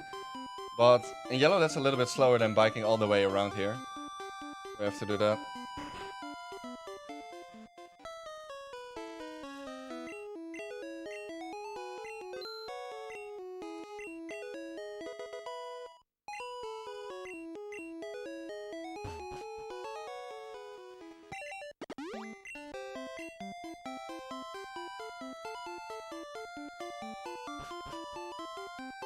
We just have to go through all of this to pick up two very important items. Three very important items, actually. Forest stores also quite important.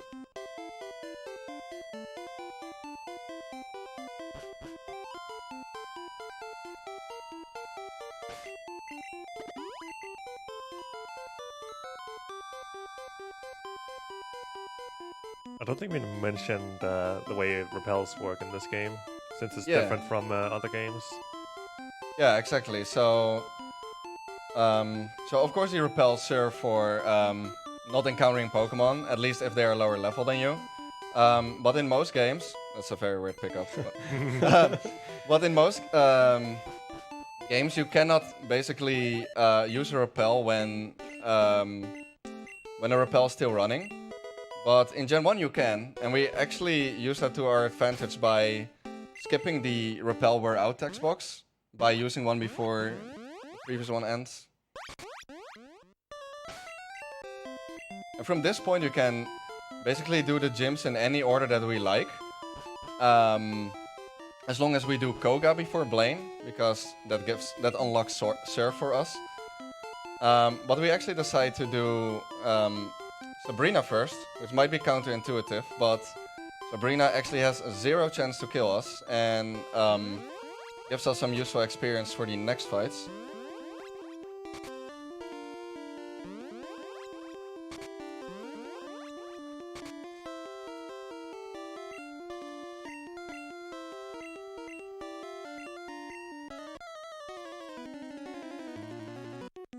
So yeah, even though this Sabrina has a quite scary Alakazam, she starts with an Abra. And the Abra will do nothing else than use Flash on us, or maybe use an extra Fend. And we can just use that time to set up. The accuracy drop doesn't matter because we use X accuracy. Now we use an XP to be faster than the Alakazam. And then we can just sweep the fight. At least somebody brought Flash. Yeah. It's unfortunate that it's not very useful for her. It would have been useful for me, to be fair. Just get good at the game, TPH. Yeah, the Alakazam is the only one that doesn't die to Earthquake, so I need to use the Horn Drill there. Cannot use Horn Drill on all of them because I need to save some of the Horn Drill PP for Koga as well.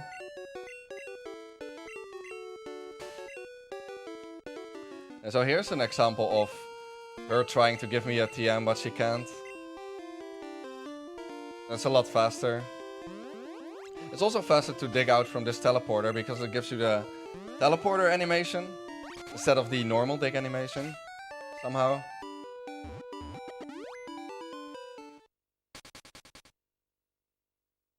So yeah, now on to Koga's gym.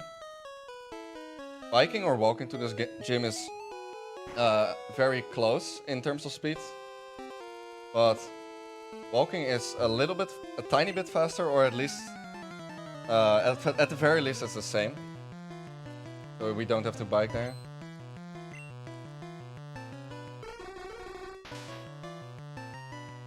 What's also interesting is that the previous routes didn't have Thrash anymore at this point. But in this route we still have it, and it's quite useful because we can use it for the last 3 Pokemon here. And that saves some Earthquake PP, that's really useful and necessary later on. It's a little bit faster to do that. And it's also quite fast to use Thrash here.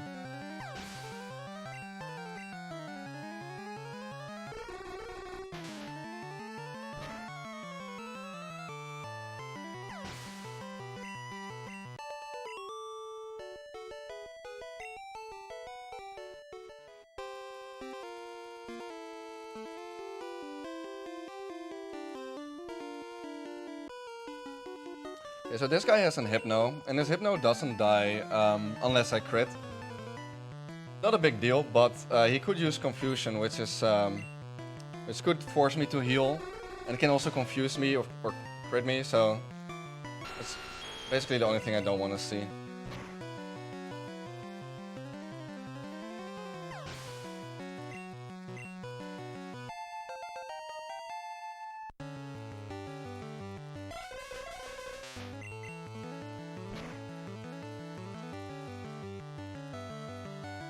Poison gas is totally fine.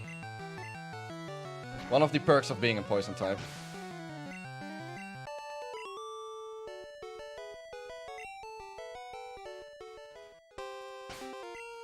Okay, so I'm gonna save here.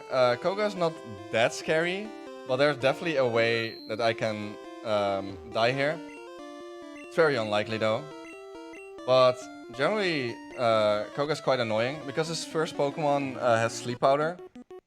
And yeah, obviously Sleep Powder is extremely annoying. And loses a lot of time.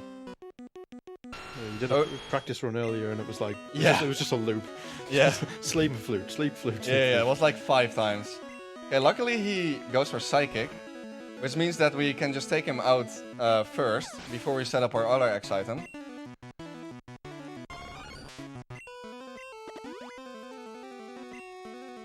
Type Beam could be scary because it can confuse in 10% of the cases. but it didn't, so it's great. And we're done with our setup and can just sweep the fight.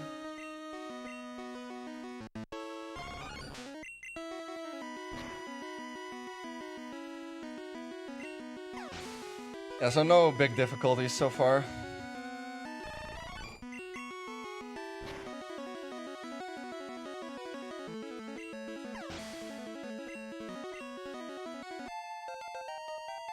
We do have 2 more donations if you have time. Yeah, for sure. Okay, first of all, we've got another 25 euros from Timo van der Werf saying, hey all, Timo here. Let's round this up to 300. Anyway, remember when I said I never could attend? Well, you said Venray, right? See you guys coming Thursday. Wow. We also have a 3 euro donation from Satanic Nerd saying, no donations? Let's fix that, shall we? Also, fun for the host. No mistake, and I'll encore this donation. So there's a tongue twister. Let's try. Susie works in a shoe shine shop. Where she shines, she sits, and where she sits, she shines. Okay, come with that encore, please.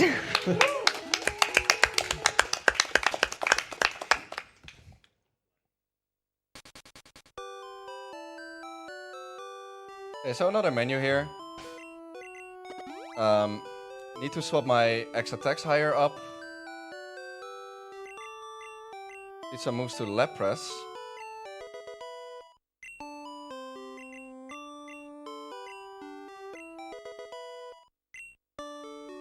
And Rare Candy the Nidoking. So you might have noticed that that was the last Rare Candy in my party as well. Or in my bag. And so we talked about before that we always want to have a full bag, but we actually do need to pick up some items in Dimension. So it's kind of smooth how we can use the Rare Candy at a very good moment because we just leveled to 42 and make space at the same time for those items.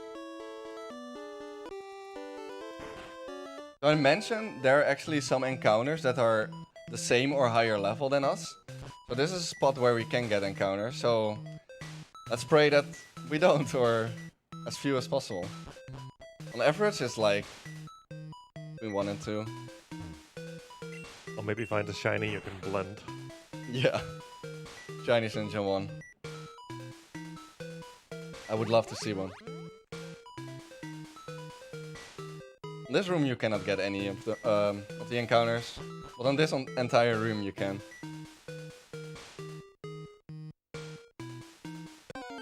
There we go. Nice. Always painful to hear that sound.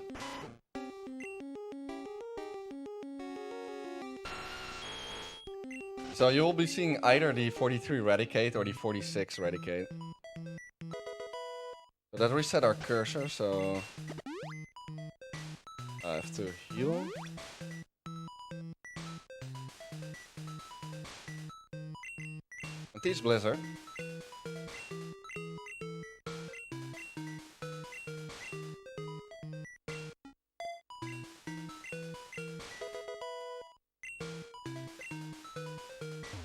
We received the encore. Another 3 euros from Satanic Nerd saying, a man of my word, so here you go. Well done. Also, great run so far, Araya. Thank you very much. So we taught Blizzard there, and like in the oldest routes, we used Ice Beam always, because Ice Beam is a lot more consistent. It's a little bit slower to get than the Blizzard, but it's a lot more consistent. But when we started pushing the times for this game, we started using Blizzard, because it's yeah, as I said, it's a little bit faster, both in pickup and you can be a little bit lower level for the fights. But it's quite a scary move, because if you, at a lot of places where you just miss this move in the late game, you will just die. So it's actually not the best idea to use that for a marathon, but yeah, I thought it was fun to go for it anyway.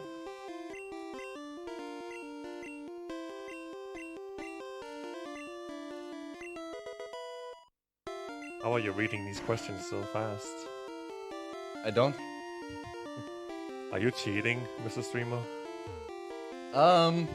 Well, what do you call cheating? Knowing the answers to the quizzes. Well, How is knowledge cheating? they're all yes, so Yeah, they're all yes. I just can spam A.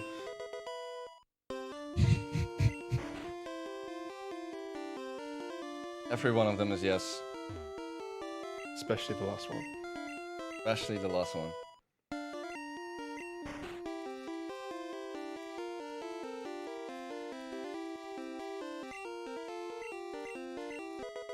I'm glad that in this game they actually removed the entire intro for the question, for every single question. Inful in red. Tombstoner, TM28, definitely, that's it. Okay, for this fight we have to save. We can die to a crit on the Ninetales, and it also has Confuse Ray. So this is basically where the scary late game begins, because most of these fights can just kill us. And as I mentioned at the start, the crit rates are very high in Gen 1. So yeah, it's definitely likely that we see at least one death somewhere in the late game. But not here, because we get Tail Whip. And now we can just sweep the fight. Yeah, so the Ninetales can either use Flamethrower, Confuse Ray, Tail Whip, or Quick Attack.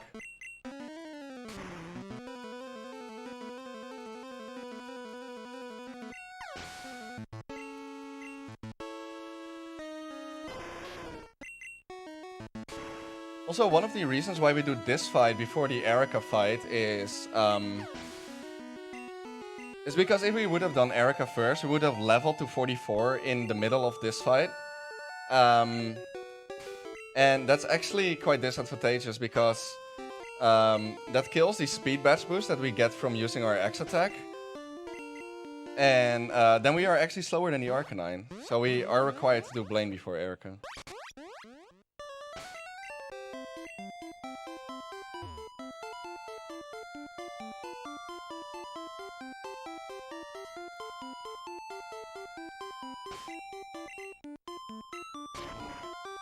Yeah, 2 more gym badges to go.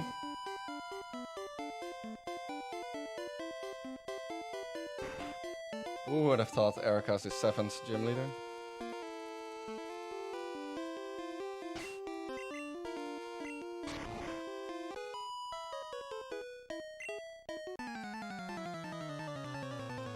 So we have to use Blizzard twice in this gym, but it's not that scary to miss it here because the Pokemon we could potentially miss it on cannot quite kill us.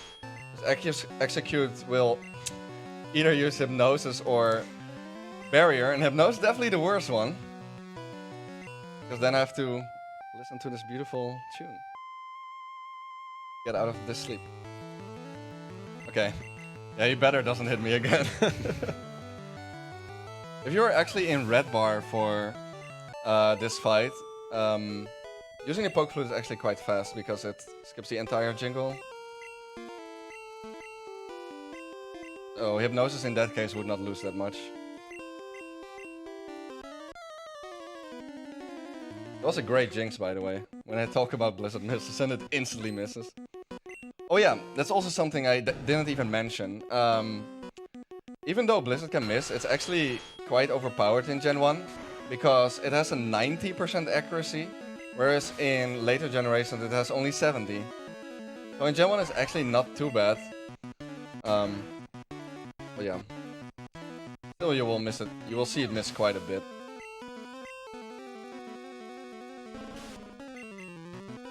And we use Earthquake on those Pokemon because they die to that as well. It actually says super effective there. That's also something interesting. The Gloom, for example, has 2 types. It has Poison and Grass. And it will only display the text for one of the types. So in that case, it displays the text for as if it was a poison type. So it says super effective. But it's actually super effective on poison and not very effective on grass. So it's just normal effective, but still says super effective somehow.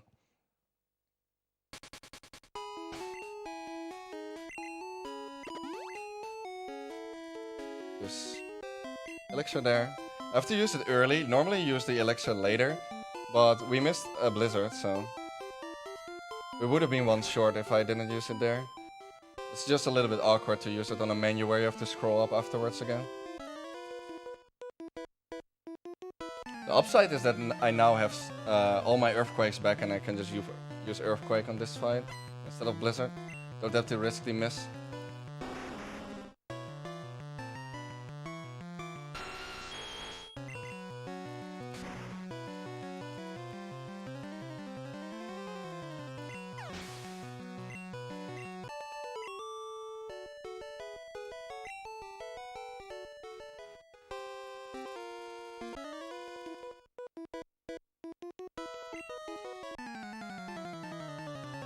In red, this is like the scariest fight in the game, so it always triggers us whenever he doesn't save for that. It's Yeah. Yeah, in red, you force like the red bar all the way through here. And you have to set up an item on this fight, so you can die if he crits you. And he's very likely to crit if you use Karate Chop. But in yellow, we are not too worried about it. Even though not missing Blizzard here would be quite cool. Bottom.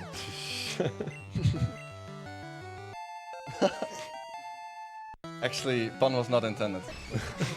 Sure. No Irish.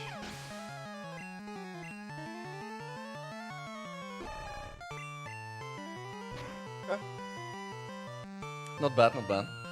We're also right above the max roll that Giovanni can do, so I don't need to heal for the fight. Oh yeah, and I walk out of this gym because I need to reset the position of the black belt that we just fought. It's faster to do that than to talk to the black belt from the right while using the teleporters or the slide thingies, because they are extremely slow in this game. Don't know why it went down for that save, but yeah, Giovanni is extremely scary. He has a Dugtrio with a 23% crit rate, or a little bit more than that. And we have to set up one item on him and one item on the Persian afterwards that can also kill me if I'm damaged. But the Dugtrio can also use moves like Fissure and Guard Spec, which would be not do anything to me. So we just hope for that. Fissure's great. And now I can just set up the X accuracy on Persian. But because we're faster, the Fissure has no chance of hitting.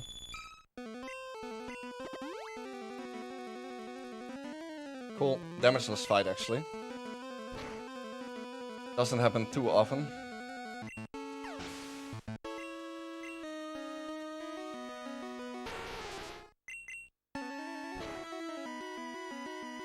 Actually surprised that I haven't died yet. But I have a feeling that the Elite Four will change that. You've said about jinxing yourself, please. I don't mind, it will be funny.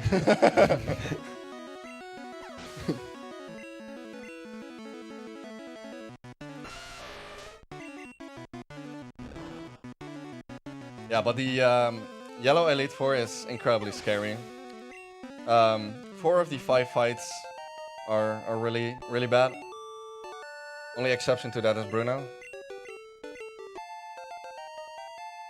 But yeah, we collected all our badges, so we are now eligible to fight the Elite Four.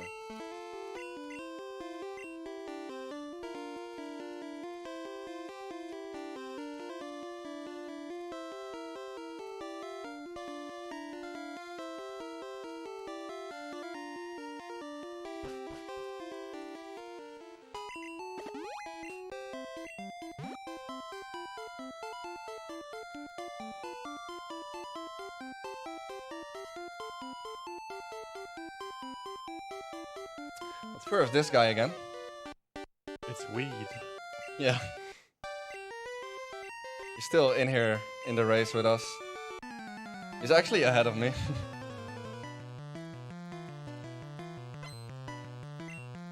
So because I'm quite high HP, I can safely set up on Sand Slash. There's no chance to kill me. If you would be low HP, there's a strat you can do where you try to hit the Blizzard first without X accuracy and then set up on the Execute afterwards. But the Execute has a 1 in 4 chance to hit stun spore on you, and then it's just game over. So it's quite a scary strat as well. Yeah, with paralysis in Gen 1, even if you heal it off, the speed fall that you get from it remains, so you just, yeah, nothing you can do. Yeah.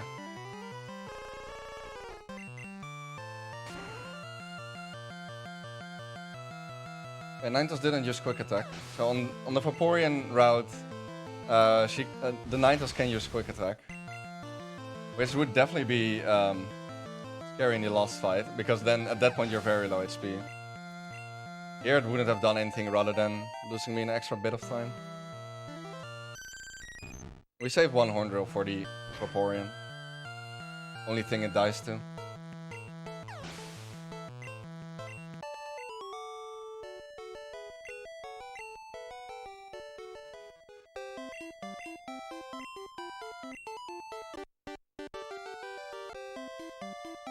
So, Araya, will we be seeing any swag boulders from you tonight? I hope so. I'm definitely gonna try it. So, yeah. Don't pressure me, please. So we have all 8 badges, and we get like a badge check for every single one of them. Badge check. Yep. In most generations, all your badges will be checked at once. But here they hired a guy to check every single one of them. So they're quite strict.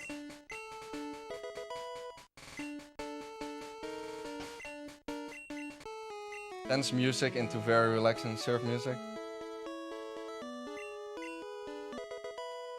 Why don't they let her wait on that island, like? Yeah, she's in the water like full time. I think maybe they fought for it and just decided, no, neither of us get it now.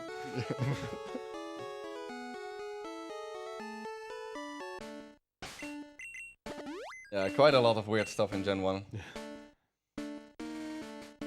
That's why we like it. I heard that water. At least I think I just assume it was water.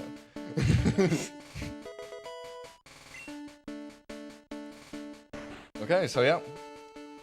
I just need to get through Victory Road by pushing these boulders. And there's actually something funny you can do, as Legend referred to as swag boulders, where if you push it from the side and you hit up or down, like right when you hit it, you can actually see a little, yeah, you can see the dust going up basically, and it looks quite funny. I will be attempting to do it on the last floor. First need to make sure I don't hit more optionals in caves. And hope for no encounters. Yeah, that's a good point as well. This is also a place where you're actually lower level than one of the encounters, which is the level 49 Onyx. It's not on this floor, but it will be on the next floor. It's not a quite it's not a quite likely encounter, but it definitely happens quite often that you run into it. And swag boulders count as extra steps, so Yeah, even more chances. Yeah, no, but I'm not gonna do it here. We don't like encounters.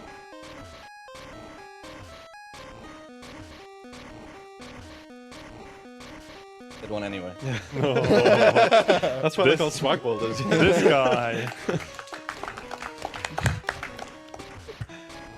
I thought I will just say nothing, and in case I hit it, then we get the applause anyway.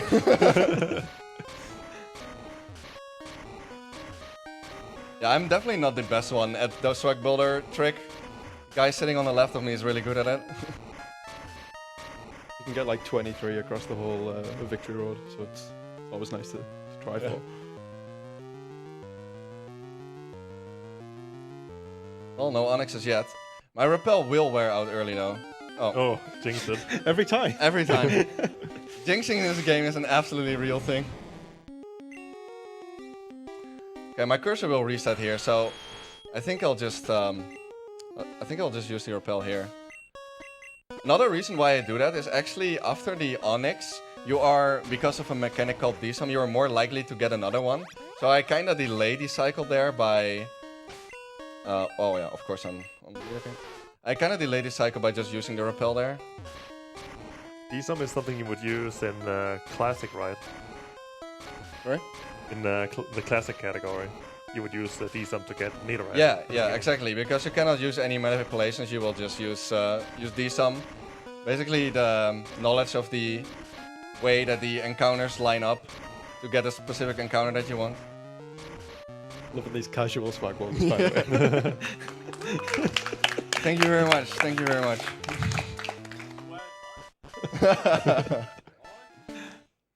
Definitely a lot more swag bowlers than I did at ESA.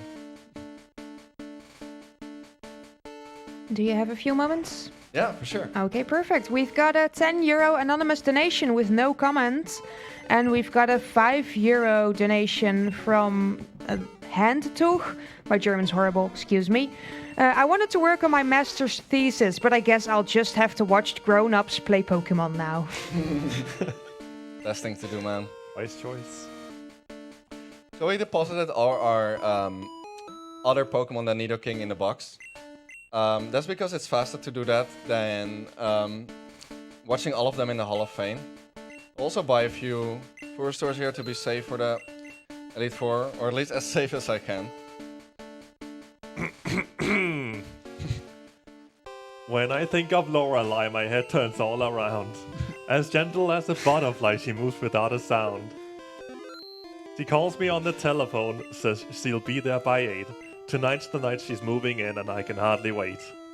That's great. Applause, everyone. Yeah, that's a pretty cool rhyme that I think Keysron came up with it, right? No, it's a song. Oh, it's an actual song? Yeah. Oh, I didn't even know. But yeah, I started singing it in the Let's Go speedruns. Okay, Speedfall. It's a 20% he uses another damaging move. Okay, cool. There's rest. So yeah, so I have an extra X speed with me just in case that Speedfall happened there. And when it happens, I have to set up an extra X speed, and then the Dewgong is 80% to use rest on the second turn. So that was quite scary. But yeah, tell me more about that song. So where I have actually no idea what's wrong. I mean, I don't remember either. Okay. I can find out. I think it's a common band, but I'll check just to be sure. It's a beautiful rhyme anyway.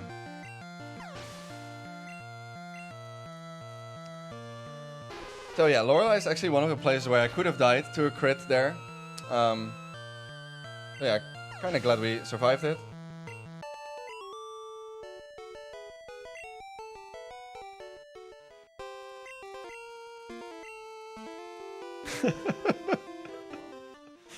It's by Sticks.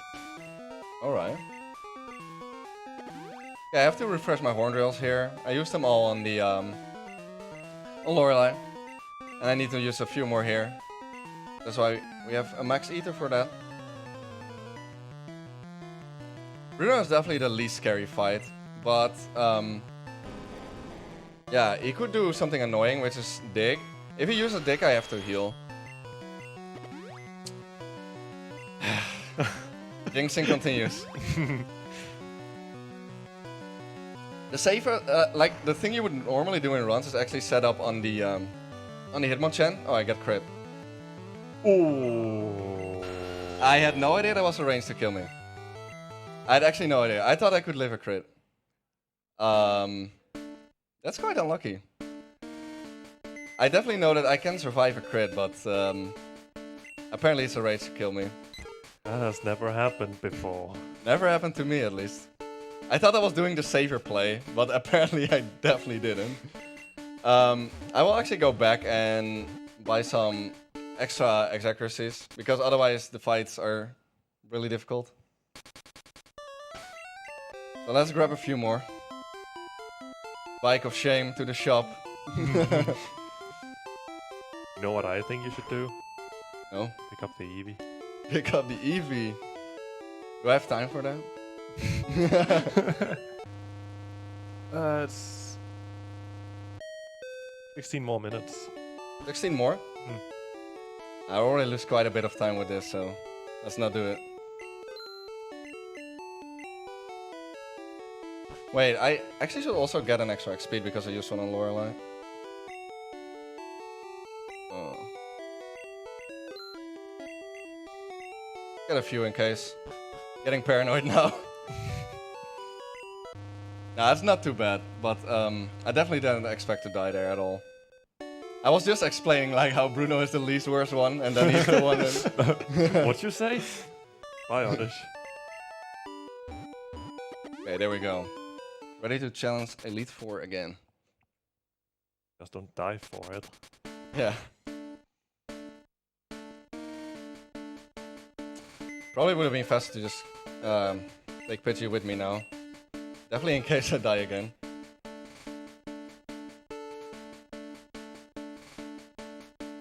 Okay, Lorelei part 2. Are you gonna sing again or what? I think I'll pass. I'm actually very stupid, by the way. I had a save for Lorelei, and I didn't go back to it. That would definitely have been the play.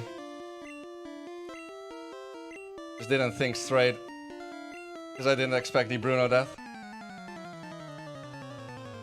Huh, interesting.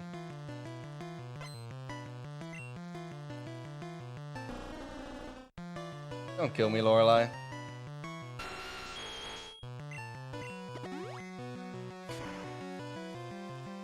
Okay. Good, good. This time I will set up on Hitmonchan. Through Onyx. Are you gonna save this time? I don't think so, actually. By the way, I also realized that my experience is quite off now. And that could actually matter for batch boosts. Like in later fights. So... I jinxed that, sorry. It's quite unlucky. But yeah, I think I will just save. Because, cannot take that much more time loss. To keep the estimate in mind.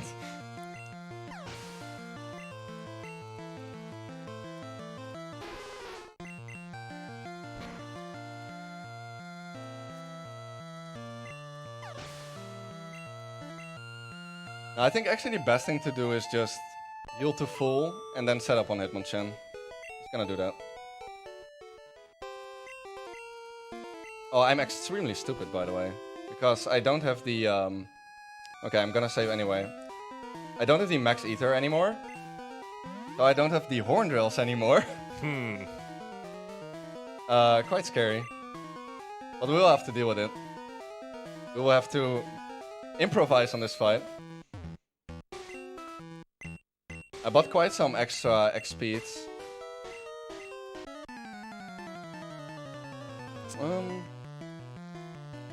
Yeah.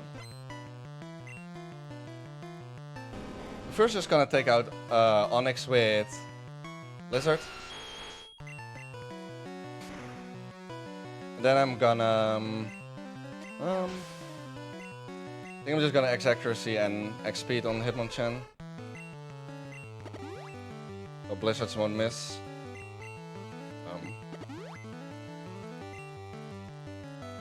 That's cool. Let's see if this actually dies to Blizzard. Actually, just survived. Can finish off with Bolt. That crits. Maybe I have actually a better chance with Earthquake.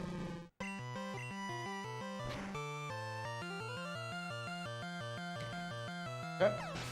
Do we have a moment? Yeah. Oh, okay, perfect. Definitely. There's kind of a small bidding war going on between Mario and Luigi for the Super Mario Galaxy run later today, or I need to say tomorrow, actually.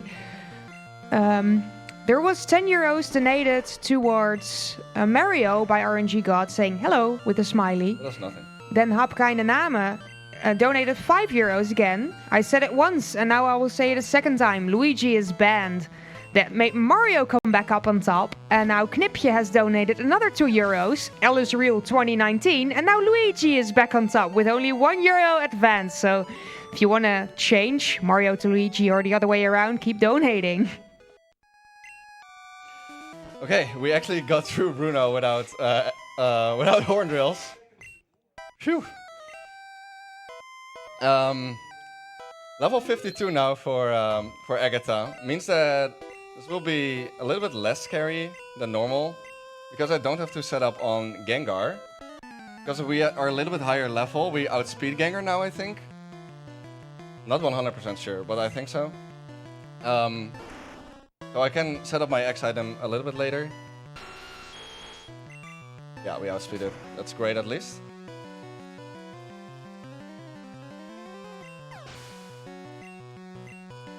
I will just X speed here.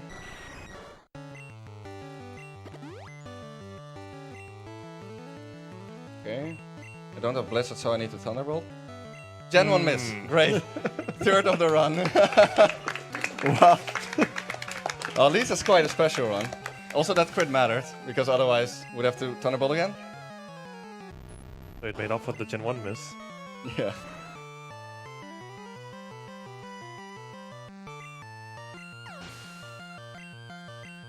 Yeah, but I'm quite curious how the last two fights will go. Because my XP is a little bit off now. But yeah, generally, the last two fights are also the scariest fights of the game. They have quite a good chance to crit and kill you.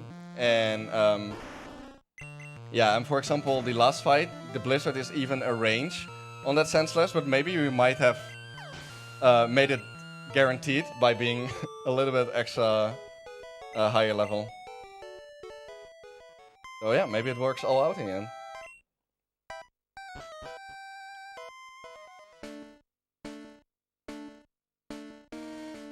I think I didn't take any damage, so at least I don't have to heal.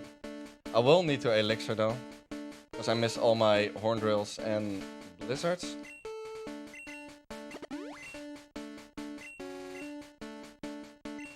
Got something to say, Jim? That lands the side. That lands the side. Yeah, we raced this game a lot between us, and this and Red. And Lance it's a race decider because Gyarados here can crit, and yeah, there's been a lot of races that have come down to this point, and Lance just decides who wins essentially. Yeah, if it's very close, then this fight is a pretty big decider. So we're just hoping for no crit here. Cannot do more than hoping here. Cool. Didn't jinx it this time. And I could finish the fight with, so I need to set up another X attack. I could finish the fight without healing, but to be safe, I will heal here, because otherwise I die to a crit or a miss Blizzard on Dragonite. I miss even. X attack. Now I just have to pay attention to if I level up before the Aerodactyl or not. Because if I do, then I lose my batch boost and it doesn't die to Thunderbolt anymore. But because I'm actually not sure, because we have a little bit of a different, yeah, XP route now. I'm kind of hoping to not level up after this.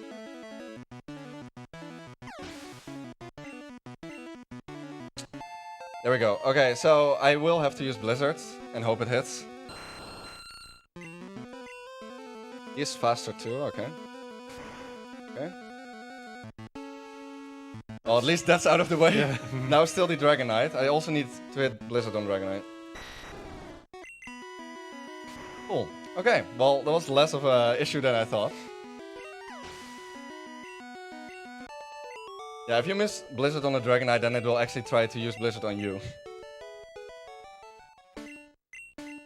So we're actually gonna get ready for the champion. I wonder who it is. I think it's fun to do. Might very well be. It's Oddish. It's I heard it from the back. It's Cuba.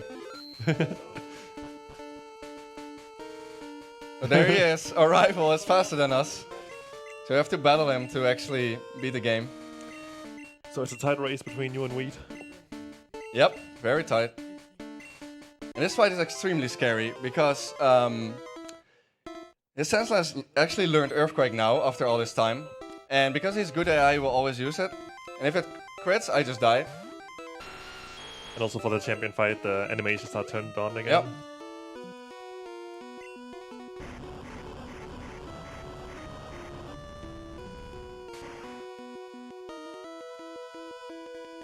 Bless RNG. There we go. Now I have to hit a blizzard. And there we go. And normally this is also a range to die, but I'm a higher level, so it should be fine. There we go. And a crit for good measure. No gem on miss, please. Cool. No gem on miss. Not a fourth one. After all those gem on misses. Only thing that's left is setting up an... Wait, there are actually two things left. Because his Ninetales can use quick attack. If quick attack crits, I think I've actually still a chance to die. It's only on Vaporeon route. Okay, didn't use it. So that means we're safe from here. It's just drilling to the end. Time will come up only after the Hall of Fame. On the very last white frame after it shows my IGT. So it's still like 1.5 minutes from here.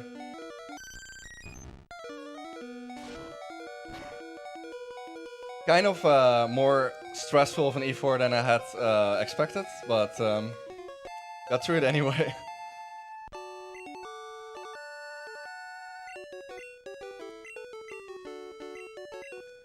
So yeah, I guess we actually end up winning the race. Yeah. It's kind of nice of SLB that he waited for us all this time, even when I died to Bruno.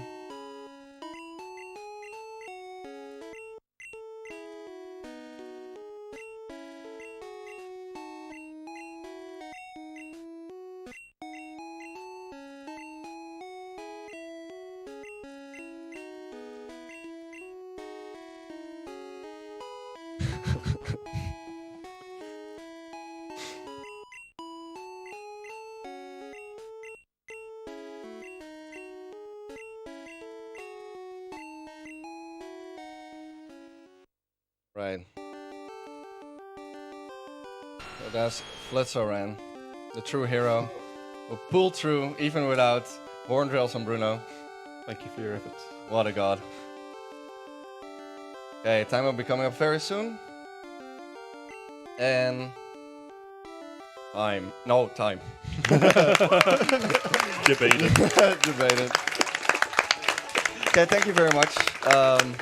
Glad it's underestimate after the E4 shenanigans. That was a stressful ending, but made it anyway. Might be close to my PB, I think. Yeah. It's actually not a bad time for all of that. So yeah. Well done. Yeah.